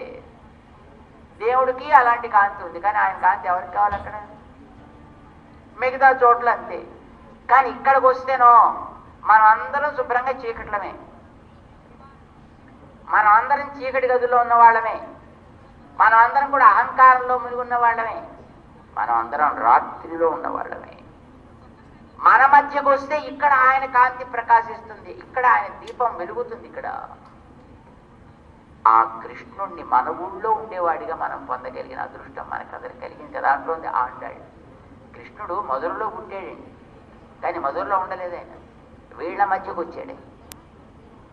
ఆయన కోరుకుని మనతో ఉండడం కోసమని వచ్చినటువంటి స్థానం ఇది కనుక ఇది నిజంగా కాంతికి నిలయం, సంపదలకి నిలయం, భగవత్ కళ్యాణ గుణములకి నిలయం. మీలాంటి నిస్వార్థ ప్రేమ కలిగిన వ్యక్తులు ఉండే స్థానం కనుక ఇదే మంచి సంపన్నమైనటువంటి స్థానం. సీర్మల్గం ఆయిపాడి, ఈ ఊరికి చెందినటువంటి మీరు, మరి ఈ ఊళ్ళో కూడా చాలా మంది ఉన్నారండి, మరి అందరికీ ఇలాంటి బుద్ధులు లేవు కదా. మీకు కొంతమందికి కలిగింది అటువంటి శ్రద్ధ. అంచేత మీరు ఈ ఊరికి చెందినటువంటి చిన్నపిల్లలు అన్నమాట. మిగతా వాళ్ళంతా వృద్ధులును, కానీ మీరే చిన్నపిల్లలు. ఆ శ్రద్ధ కలిగిన వాళ్ళు వాళ్ళు చిన్నపిల్లలు. సెల్వచ్చిరుమీరుగాళ్ళని పిలిచింది గోదావరి వాళ్ళందరినీ. కొలే ఆనందించారు వాళ్ళంతా. ఎవరికైనా ఆనందమే కదండి, మీరంతా మంచి వాళ్ళు అంటే ఎవరికైనా ఆనందంగా ఉండదు చెప్పండి. సరేనోయ్ గోదా, మరి మనమందరం చేరాం కదా, మనందరం కోరుకున్నటువంటి మంచి ఫలితం మనకి ఇప్పుడు దొరకాలి కదా. ఏం బెంగక్కర్లేదురా, మనకి తప్పకుండా దొరుకుతుంది. పరై తరువా, మనందరికీ మంచి ఫలితం వస్తుంది. ఎవరిచ్చేది? నారాయణనే. కృష్ణుడు ఇస్తాడనాలి కదా. కానీ మళ్ళీ కృష్ణుడు కృష్ణుడు అనగానే ఇప్పటిదాకా దూరంగా పెట్టిన వాళ్ళంతా ఒక్కోసారి సమయం ఇచ్చాం కదా అని మళ్ళీ కృష్ణుడు మంత్రం వీళ్ళు కావడం ప్రారంభించారంటే వాళ్ళందరికీ మళ్ళీ ఎక్కడ కోపాలు వస్తాయో అని భయంతో కొంచెం దాచేస్తున్నారు ఆయన పేరు. దాచేసి కాస్త మసి పూసినట్టుగా మరో పేరు చెప్తున్నారు, నారాయణనే. నారాయణుడు నమకే, మనకే. ఎందుకంటే ఆయనే, ఇతరులు ఎవరు మనకి ఇవ్వగలిగిన వాళ్ళు కాదు. మనకి ఆయన ఎందే నిష్కల్మష ప్రేమ ఉంది కనుక తప్పకుండా మనకిచ్చి తీరుతాడు. నమకే. ఏమిస్తాడు ఆయన? పరైతరువా, మనం కోరుకున్నటువంటి మంచి స్నాన పరికరాలు, మనకు కావలసినటువంటి మంచి యోగ్యతలు, వాటిని తప్పకుండా తరువా ఇచ్చి తీరుతాడు. అయితే ఏమొస్తుంది మనకి ఎంతకన్నా అది ఇస్తే? అరే అదేమిటారు అలా అంటారు. అవన్నీ ఆయన మనకిస్తే చక్కగా మనం స్నానం చేస్తే, వానలు కురిస్తే, పంటలు పండితే, పశువులు తింటే, పాలు వస్తే ఊరు వారందరికీ ఆనందం కదా. అప్పుడు వాళ్ళంతా ఏమంటారు, అబ్బా వీళ్ళంతా వ్రతం చేశారండి, ఎంత మంచి ఫలితం వచ్చిందండి అని మిమ్మల్ని పొగుడుతారా. పారోర్ పొగడ. వాళ్ళందరికీ ఆనందం కలిగి వాళ్ళంతా సంతోషించి మీరు చేసినటువంటి వ్రతాన్ని వాళ్ళు కూడా శ్లాఘించి వాళ్ళకు కూడా ఈవేళ కాకపోతే రేపటికైనా ఆ మార్గంలోకి వచ్చే అవకాశం కలుగుతుంది. ఒకసారి ఆ పని చేసినది మంచి ఫలితం కలిగిందంటే మళ్ళీ ఆ ఫలితం కోరుకున్నప్పుడు అలాంటి పని చేయబుద్ధి అవుతుంది కదండి ఎవరికైనా. అందుచేత స్వార్థము, ఇతర కోరికలు కలిగిన వాళ్ళకు కూడా భగవంతుడు వాళ్ళ కోరికలు తీరుస్తాడు. ఎందుకని? అరే హో నాకు కావలసిందని భగవంతుడు ఇస్తాడు కదా, మరి అది కూడా కావాలంటే అది కూడా దేవుడు ఇస్తాడా? ఇంకొకటి కూడా కావాలంటే అది కూడా దేవుడు ఇస్తాడా అంటే ఒకటి ఇచ్చాడంటే రెండోది ఇవ్వడానికి అవకాశం ఉంది. కనుక ఈవేళ ఇతర ప్రవృత్తుల్లో వాళ్ళు తిరిగినా, ఇతర దేవతల్ని పట్టుకుని పాకులాడినా, మరొక నాటికి వాళ్ళలో ఆ శ్రద్ధ కలిగి చక్కగా స్వామి యొక్క అనుగ్రహం కోసం కృష్ణ ప్రేమని తమలో పెంచుకోగలిగే అవకాశం ఏర్పడుతుంది. ఇప్పుడు వాళ్ళందరూ కలిసి కీర్తిస్తారు. అది చూసి మిగతా వాళ్ళంతా ఆనందిస్తారు, పొగుడుతారు. పారోర్ పొగడ అంటే మీరు పొగడ్తలు కోరి చేస్తున్నారేంటి? ఇదంతా ఎంతకని అది కాదరా. మనం పొగడ్తలు కోరి చేయక్కర్లే. చేసే పని మంచిది, 10 మందికి ఉపకరించేది అయితే లోకం తప్పకుండా పొగడకుండా ఉండలేక వాళ్ళు మనకి పొగడతలు అక్కర్లేదు. కానీ పొగుడుతుంటే అబ్బాయి మీరు పొగడకండి, నోరెత్తకండి అని చెప్పాల్సిన అవసరం అంతకంటే లేదు మనకి. ఇప్పుడు కొంతమంది ఏదో వీళ్ళ గురించి చెప్తారు, నాకు అదేం లేదండి, అబ్బాయి నాకు అదేం లేదండి, ఇలా చాలా పుడుచుకుపోవడం చూస్తుంటారు అప్పుడప్పుడు మీరు కదండి. ఎవరి గురించి అయినా మాట్లాడుతుంటే అబ్బాయి నాకు అదేం లేదండి అంటుంటారు. ఎందుకన్నా నువ్వు అలాగా అంటే అలా ఉందని నీలో ఉందన్నమాట, ఉండాలని నీలో ఉందన్నమాట. అది ఉండడం వల్ల కదా అబ్బాయి నాకు అదేం లేదు సార్, నాకు అదేం లేదు సార్ అంటారు. అబ్బాయి ఇప్పుడు పండితులు వారు మాట్లాడతారంటే అబ్బాయి నేను పండితుడు ఏం కాదండి, నాకు అసలు ఏం రాదనుకోండి అని ప్రారంభిస్తారండి కొంతమంది ఉపన్యాసాలు. అసలు నా మాట అనాల్సిన అవసరం ఉంది, చెప్పదలుచున్నది చెప్పగా. అంటే నేను పండితుణ్ణి అనేటటువంటి ఒక దురభిమానం ఆ వ్యక్తిలో ఉందని అర్థం అండి అక్కడ. అయితే దాన్ని కొంచెం పండితుడు కనుక మంచిగా మాట్లాడతాడు. అభిమానాన్ని, గర్వాన్ని వ్యక్తం చేసే పద్ధతి కూడా పాండిత్య ప్రకటనతో ఉంటుందన్నమాట. అంచేత నా మర్యాద క్షుద్ర జలపతి అసూయ ప్రసోభు నాకేం లేదనుకోండి, కానీ పెద్దలు చెప్పారు కనుక మాట్లాడబోదే బాగుంటుంది కనుక నేను మాట్లాడతాను. అవన్నీ ఎందుకు అసలు నీకు అంటే నీలో అది లేకపోతే నీకు అది రానే రాదు. మీరు చిన్నపిల్లాన్ని ఉయ్యాల పడుకోబెట్టి ఆహా నా కొండ, నా బంగారు, నా బుచ్చి, నా లాల, నా నాని అన్నారనుకోండి, అదేం లేదు సార్ అంటాడు ఉయ్యాల పడుకున్నవాడు. ఎందుకనంటే వాడిలో ఆ భావాలు లేవు కనుక వాడేమంటాడు. ఇప్పుడు మన్ని చూసి ఆహాహా ఏం మొహం అండి, అబ్బబ్బా ఏమి కాంతండి, అబ్బబ్బా ఏం అందమండి అంటే అన్నాడు అనుకోండి. అంటే వాడిలో నేను అలాంటి వాడిని అనేటటువంటి ఆ అహంకారం వాళ్ళు ఉందని అర్థం అండి. లేకపోతే వాడు అలాగే ఏం పట్టించుకోకుండా అలాగే ఉండేవాడు.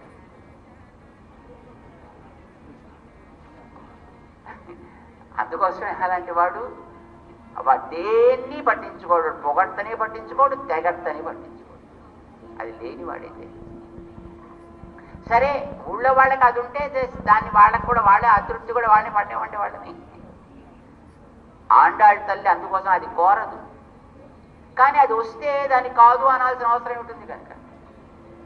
పారోర్ పుగళ, అందరూ కీర్తించేటట్లుగా లోకమంతా కూడా కీర్తిస్తుంది, కానీ మనలో ఆ కమిట్మెంట్ ఉండాలి, ఆ శ్రద్ధ ఉండాలి. పడింది చక్కగా మనం కమిటెడ్గా చేయవలసిన పని చేయాలి. ఎవడో చూస్తున్నాడని చేయడము, చూడడం కోసం చేయడము, మెప్పుదల కోసం చేయడము, మనం అలా చేయకూడదు. మనం చేసేది ఇది బాధ్యత కనుక చేస్తూ పోవాలంతే. మా నడిగడ్డిపాలెం ఆశ్రమంలో మా శేషాచార్య స్వామి లాంటి పూజారి గారు, ఎవడు చూస్తున్నాడు, ఎవడు చూడటం లేదు, ఎవడు చెప్తున్నాడు, ఎవడు పొగుడుతున్నాడు, ఎవడు ఏమీ పట్టించుకోండి. 4 లేవాలంటే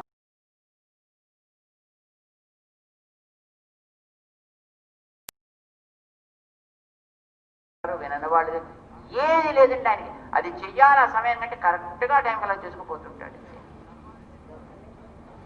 మాకు ఆయన చూసినప్పుడల్లా అద్భుతమైనటువంటి ఒక ఆనందము, ఆశ్చర్యము, ప్రేరణ కలుగుతుంటాయి అనమాట. ఆ కమిట్మెంట్ అంటామని నా కోసం అనుకుంటే అలా మనం చేసుకుంటాం, ఇతరుల కోసం అనుకుంటే అప్పుడు చేసే పద్ధతులు మారుతుంటాయి. మనం చేసేది ఏదైనా సరే ఆత్మార్థము మనం చేయాలి. ఏ నియమాన్ని పాటించడమైనా సరే ఎవరి కోసమో చేయకండి, ఎప్పుడు మన కోసం చేసుకోవాలి. పారోర్ పుగళ పడింది ఇదర్రా మనం చేయాలి. అది సరే, కానీ మరి నిజానికి మనం కోరుకుంది ఇలాగ మనకి వస్తుందంటావా? అయ్యో అదేమిటారు అలా అంటారు, మనకు అందుతుందా? ఎందుకు అందదర్రా? ఎవరిస్తాడు మనకి? నువ్వు ఎవడో నారాయణ ఉంటున్నావు, ఆ నారాయణుడు మనకి ఎక్కడ దొరుకుతాడు, ఎవడు ఉంటాడు, ఎలా ఉంటాడు? ఏం బెంగపడకండరా, రహస్యం చెప్తానంటుంది మన అంటాడు. ఏ తత్వాన్ని నారాయణుడు అని మనకి వేదాలు కీర్తిస్తున్నాయో, ఏ తత్వాన్ని నారాయణుడని ఆగమాలు మన ప్రార్థన చేస్తున్నాయో, ఆ తత్వమే మన ఊర్లోకి వచ్చి మనమిచ్చే పాలు, మనమిచ్చే పెరుగులు, మనం పెట్టే వెన్నలు ఇవన్నీ తింటూ పెరుగుతోందర్రా రహస్యంగా అన్నాడు. ఎవరైనా ఆయనరా మన కృష్ణుడు. ఏమో ఆయన మాత్రం మనం కోరింది ఇస్తాడని నియమేమిటి? మీకు ఆ బెంగక్కర్లేదరా. కూర్వేల్ కొడుంతొడిలన్ నందగోపన్ కుమరన్, ఆయన కుమారుడు. ఆయన దేవుళ్ళ రాలేదు మన ఊళ్ళోకి, పిల్లాళ్ళ వచ్చాడు. పిల్లవాడంటే నాన్నగారి దగ్గర వినయంగా ఉండేవాడు అని అర్థం. కుమారుడు ఎవరినంటాం? నాన్నగారి దగ్గర ఎవరు వినయంగా ఉంటారో, నాన్నగారు చెప్పిన పనులు సక్రమంగా ఎవరు చేస్తారో, ఆ నాన్నగారి యొక్క ఆనందం కోసం ఎవడు తన మంచి పనులు చేస్తాడో వాడు పిల్లవాడు, వాడు కుమారుడు. అంటే మన కృష్ణుడు కుమరన్, వాళ్ళ నాన్నగారి దగ్గర అబ్బో ఎంత వినయం అంటే ఆయనకి. ఎందుకని? నాన్నగారి యొక్క ప్రేమని చూసి దానికి పరవశించిపోతాడు ఈయన. ఎంత ప్రేమ నాన్నగారికి! నందగోపుల వారికి కృష్ణుడు అంటే భలే వెర్రే ప్రేమ అంటే ఆయనకి. ఎందుకంటే ఆయన చాలా అహింసావాది. మొట్టమొదట నడుస్తుంటే ఇప్పుడు మీలాగా నోట్లో ఏమైనా కీటకాలు క్రిములు దూరిపోతాయేమో అని మాస్క్ కట్టుకుని తిరిగేవాడు ఆయన. అప్పటి నుంచే ఆ రోజుల్లోనే ఆయనకి మాస్క్ కట్టుకోవడం అలవాటు ఉంది. అసలు మనకి ఆగమాల్లో కూడా ఉందనుకోండి, సరే ఆయన ఆ మాస్క్ కట్టు తిరుగుతుండేవాడు ఆయన. అంటే పీల్చే గాలిలో కూడా ఉండేటటువంటి ఏ క్రిములు తన లోపలికి వెళ్ళి ప్రాణం కోల్పోకూడదు. నడుస్తుంటే ఆయన ముందలా చీపురుతోటి క్లీన్ చేసుకుంటూ నడిచేవాటండి. ఏ ప్రాణి కాలు కింద పడి నలిగిపోకూడదు. అది కూడా ఏ పెద్ద చీపురు తీసుకుంటేనో మళ్ళీ కొన్ని చిన్న చిన్న ఈగలు, దోమలు లాంటివన్నీ చచ్చిపోతాయేమో అని నెమలి ఈకలతోటి తయారు చేసినటువంటి చీపుళ్ళ లాంటి వాటిని తీసుకుని అది కూడా మళ్ళీ మెత్తగా ఉంటుంది కదండి నెమలి ఈకలు అంటే. అంటే అంత అహింసావాది ఆయన. అలాంటి ఆయన కృష్ణుడు తమ ఊరికి వచ్చిన తర్వాత, వీళ్ళ పిల్లాడిగా పెరగడం ప్రారంభించిన తర్వాత ఆ కృష్ణుడికి ఎటు నుంచి ఏ ఉపద్రవం వస్తుందో అనే బెంగ చేత ఏం చేయడానికైనా వెనకాడనంత వాడైపోయేటండి.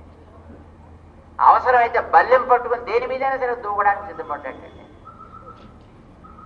అంటే కృష్ణ ప్రేమ ఆయన్ని అంత గొప్పవాడిగా తయారు చేసిందన్నమాట. కూర్ వేల్ కొడుం తొழிలను మంచి ఎప్పుడో వీళ్ళంతా గోవుల్ని కాచుకునేవాళ్ళు కదండి. వాళ్ళ చేతుల్లో పొడుగు బల్యాలు కూడా ఉండేవి ఇదివరకు రోజుల్లో. దాన్ని వేల్ అంటారన్నమాట. అది ఆయన ఎప్పుడో మూల పారేసాడు ఆయన. కానీ ఆ మూల పారేసిన దాన్ని కృష్ణుడు పుట్టిన తర్వాత మళ్ళీ బయటికి తీసాడు. తీసి శుభ్రంగా పదును పెట్టాడు. రోజు పదును పెడుతుండేవాడే. పదును పెట్టడమే కానీ ఉయ్యాల పక్కన కూర్చునేవాడు ఇలా పట్టుకుని. చూడండి, ఇప్పుడు రాజకీయ నాయకుల పక్కన ఆ గన్స్ పట్టుకునే వాళ్ళు ఇప్పుడు అన్ని వైపులా అలా చూస్తుంటారు, ఇటు నుంచి ఏమైనా ఉపద్రవం వస్తుందేమో అని. అట్లాగా కృష్ణుడి మీద ఏ ఉపద్రవం రాకూడదు. ఎందుకనంటే కృష్ణుడు అక్కడికి వచ్చాడు, పెరుగుతున్నాడు అని తెలిసిన తర్వాత అన్ని ఉపద్రవాలే కదండి. 7వ రోజు నిండకుండానే ఒక పూతన, 3వ నెల నిండకుండానే శకటాసురుడు, గాలి వీస్తే అసురుడు తృణావర్తుడు, దూడ చూస్తే వత్సాసురుడు, చెట్టు చూస్తే కపిత్తాసురుడు. అవ్వా, ప్రతిదీ ఆయనకి ఏదో ఉపద్రవం చేయడం కోసం వచ్చేవే. ఎటు నుంచి ఏ ఉపద్రవం వస్తుందో తెలియదు కనుకనే ఆయన ఉయ్యాల్లో పడుకోబెట్టిన పక్కనే ఇలాగా ఆ చేతిలో బల్లాన్ని పట్టుకుని ఎటు నుంచి అయినా ఈగాసురుడో దోమాసురుడో ఏ అసురుడు ఏ వేషం వేసుకొస్తాడో తెలియదు కదా. అంచేత ఎవడైనా వచ్చి చీమాసురుడు రావచ్చు. అందుకోసం అలా ఎవడైనా కనుక కృష్ణుడి వేపు అలా పాకడం చూశాడంటే ధన్నమని దాని మీద దూకడానికి వీలుగా చేతిలో ఆ బల్లిని పట్టుకుని తీసుకుండేవాడు. కూర్ వేల్ అది పట్టుకోవడమే కాదు, కొడుం తొழிలన్ అవసరమైతే వాటిని దూరంగా చేసేనా కృష్ణుణ్ణి కాపాడుకోవాలి. అంత ప్రేమ కృష్ణుడి మీద ఆయనకి. అందుకోసమే కృష్ణుణ్ణి కాపాడుకునేవాడు కనుకనే ఆయన పేరు గోపుడు అయ్యాడు. కృష్ణుడి మీద అంత ప్రేమతోటి ఆ కృష్ణుణ్ణి తలుచుకున్నప్పుడల్లా ఆనందించేవాడు కనుకనే నందుడు అయ్యాడండి. నందుడు ఆనందిస్తాడు, కాపాడుకుంటాడు కనుక గోపుడు అయ్యాడు. నంద గోపుడు అయ్యాడు అనమాట. కృష్ణుని జాగ్రత్తగా కాపాడుకునేటటువంటి వాడైనా. అంచేత మనకేం బెంగక్కర్లేదర్రా, ఆయనకంత ప్రేమ ఉంది కనుక కృష్ణుని కాపాడుకోవడంలో.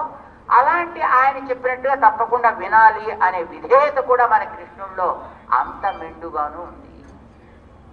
నందగోపన్ కుమరన్ అంటే ఎప్పుడు అలా వినయంగా చేతులు కట్టుకునే ఉంటే మనకు కావాల్సిన పనులు ఏం చేసి పెడతాడైనా? మనకు కావాల్సిన పనులు చేయాలంటే, మనకు అడ్డు తొలగించాలంటే అప్పుడప్పుడు కొంచెం పరాక్రమం కూడా చూపించాలి కదా. మీరు చెప్పినట్టుగా ఎప్పుడు అలా చేతులు కట్టుకుని అలాగ బుర్రంచుకొని కూర్చునే వాడితే పెళ్లి కూతురులాగా మన పనులు ఏం చేసి పెడతాడండి ఆయన? అంటే ఆయనలో అంత పరాక్రమం ఏమీ లేదా అని అనుకుంటారేమో. ఏం కాదర్రా, ఏరా అంద కన్ని యశోదై ఇళం సింగం.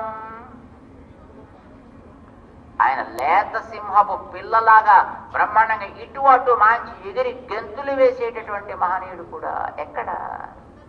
అమ్మగారి దగ్గర. వాళ్ళ అమ్మ దగ్గర అట్లా ఎగురుతాడండి. నాన్నగారి దగ్గర మాత్రం చేతులు పట్టు కూర్చుంటాడు.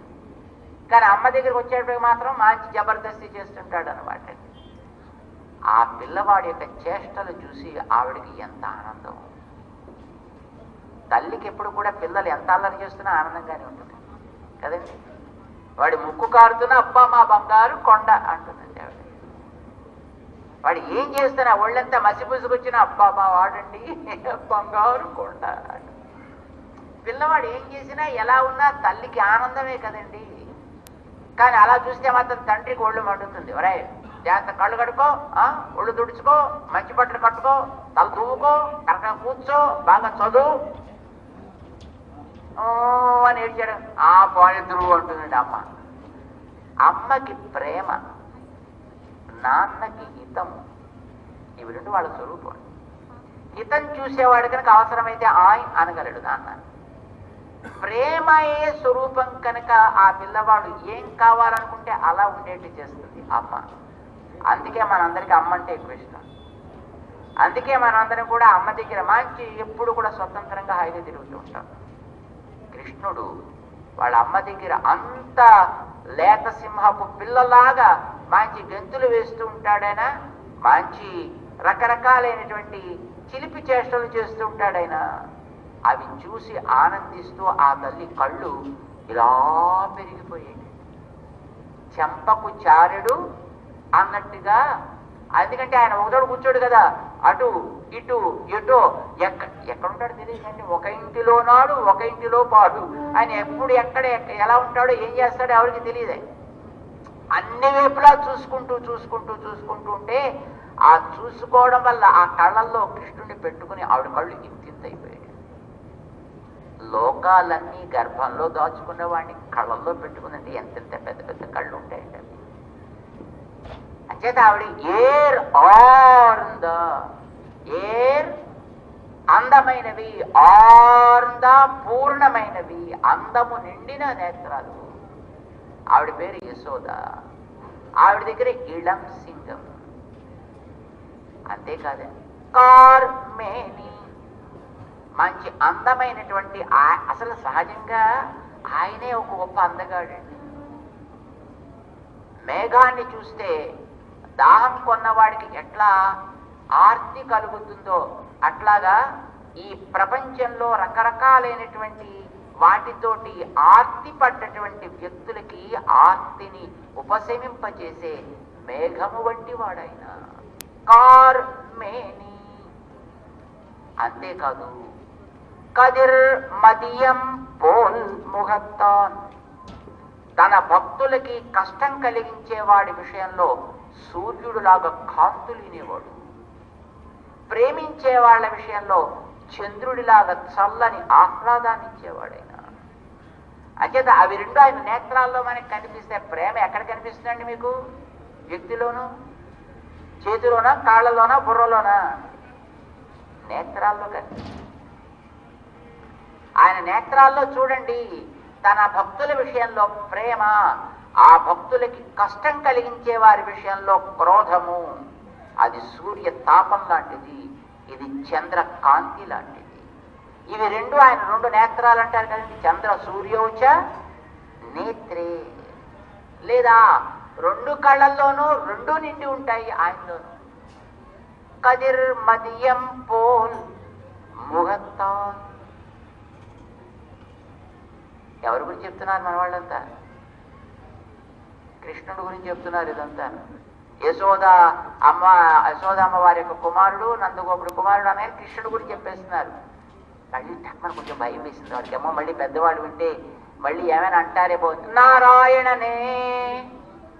ఎవరి గురించి అన్నా మీరు చెప్పేది ఏమిటి? మీరంతా ఏం మాట్లాడుతున్నారు ఇక్కడ అంటే, మేమంతా నారాయణ మంత్రం చెప్పుకుంటాం.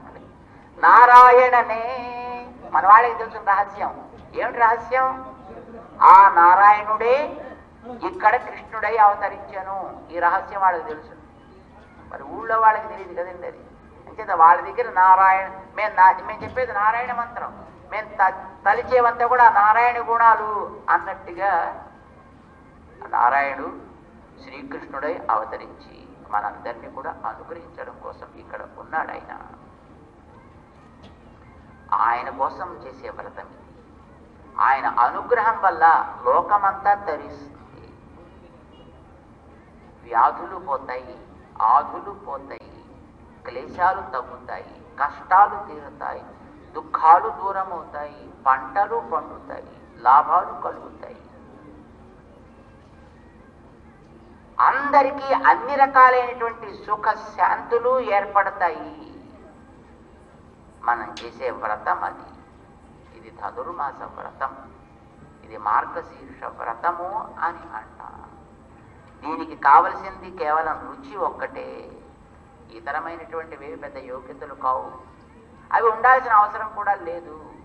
ఇది ఎవరికుంటే వాళ్ళందరం ఇది చేద్దాము రండి అంటూ ఆండాళ్ ఈవేళ మొదటి పాటలో వ్రతాన్ని పరిచయం చేసి, ఎవరు యోగ్యులో చెప్పి, దానికి మంత్రమేమిటో ఉపదేశం చేసి, దాన్ని మనకి అందించేటటువంటి మహనీయులైనటువంటి నందయ్య సోదరు ఉన్నారు సుమా అని భరోసా చెప్పి, దీనివల్ల లాభం పొందిన వారంతా కూడా ఆనందించి మిమ్మల్ని కూడా చక్కగా శ్లాఘిస్తారా, చెయ్యండి అని వాళ్ళందరినీ కూడా చక్కగా భుజం తట్టింది.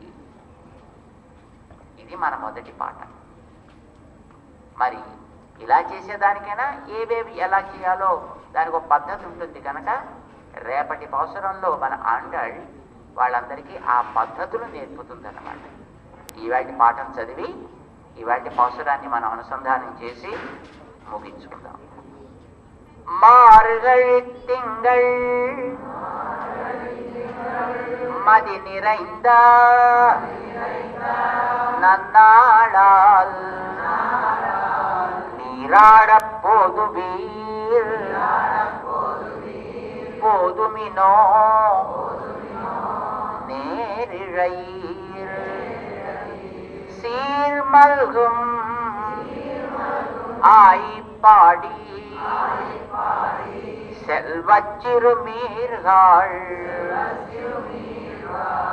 ஊர்வேல் கொடுந்தொழிலன் நந்தகோபன் குமரன் ஏராந்த கண்ணி யசோதை இளம் சிங்கம் கார்மேனி செங்கண் கதிர் மதியம் போல் முகத்தான் நாராயணனே நமக்கே பறை தருவான் பாரோர் புகழா படிந்து ஏலோரெம்பாவாய் सोच्छिष्टमालिका बंध गंधबंधुरजिष्णवे विष्णुचित्ततनुजाये गोदाये नित्यमङ्गलम् मादृशा किञ्चन त्राणबद्धकङ्कणपाणये विष्णुचित्ततनुजाये गोदाये नित्यमङ्गलम् श्रीमद्यै विष्णुचित्तार्यमनोनन्दन हेतवे नन्दनन्दन सुन्दर्यै गोदाये नित्यमङ्गलम् पूर्वफल्गुन्यां तुलसी काननोत्सवां पाण्ड्ये विश्वम्भरां गोदां वन्दे श्रीरङ्गनायकीं आण्डाळ் திருவடிகளே சரணம். जय श्रीमन्नारायण.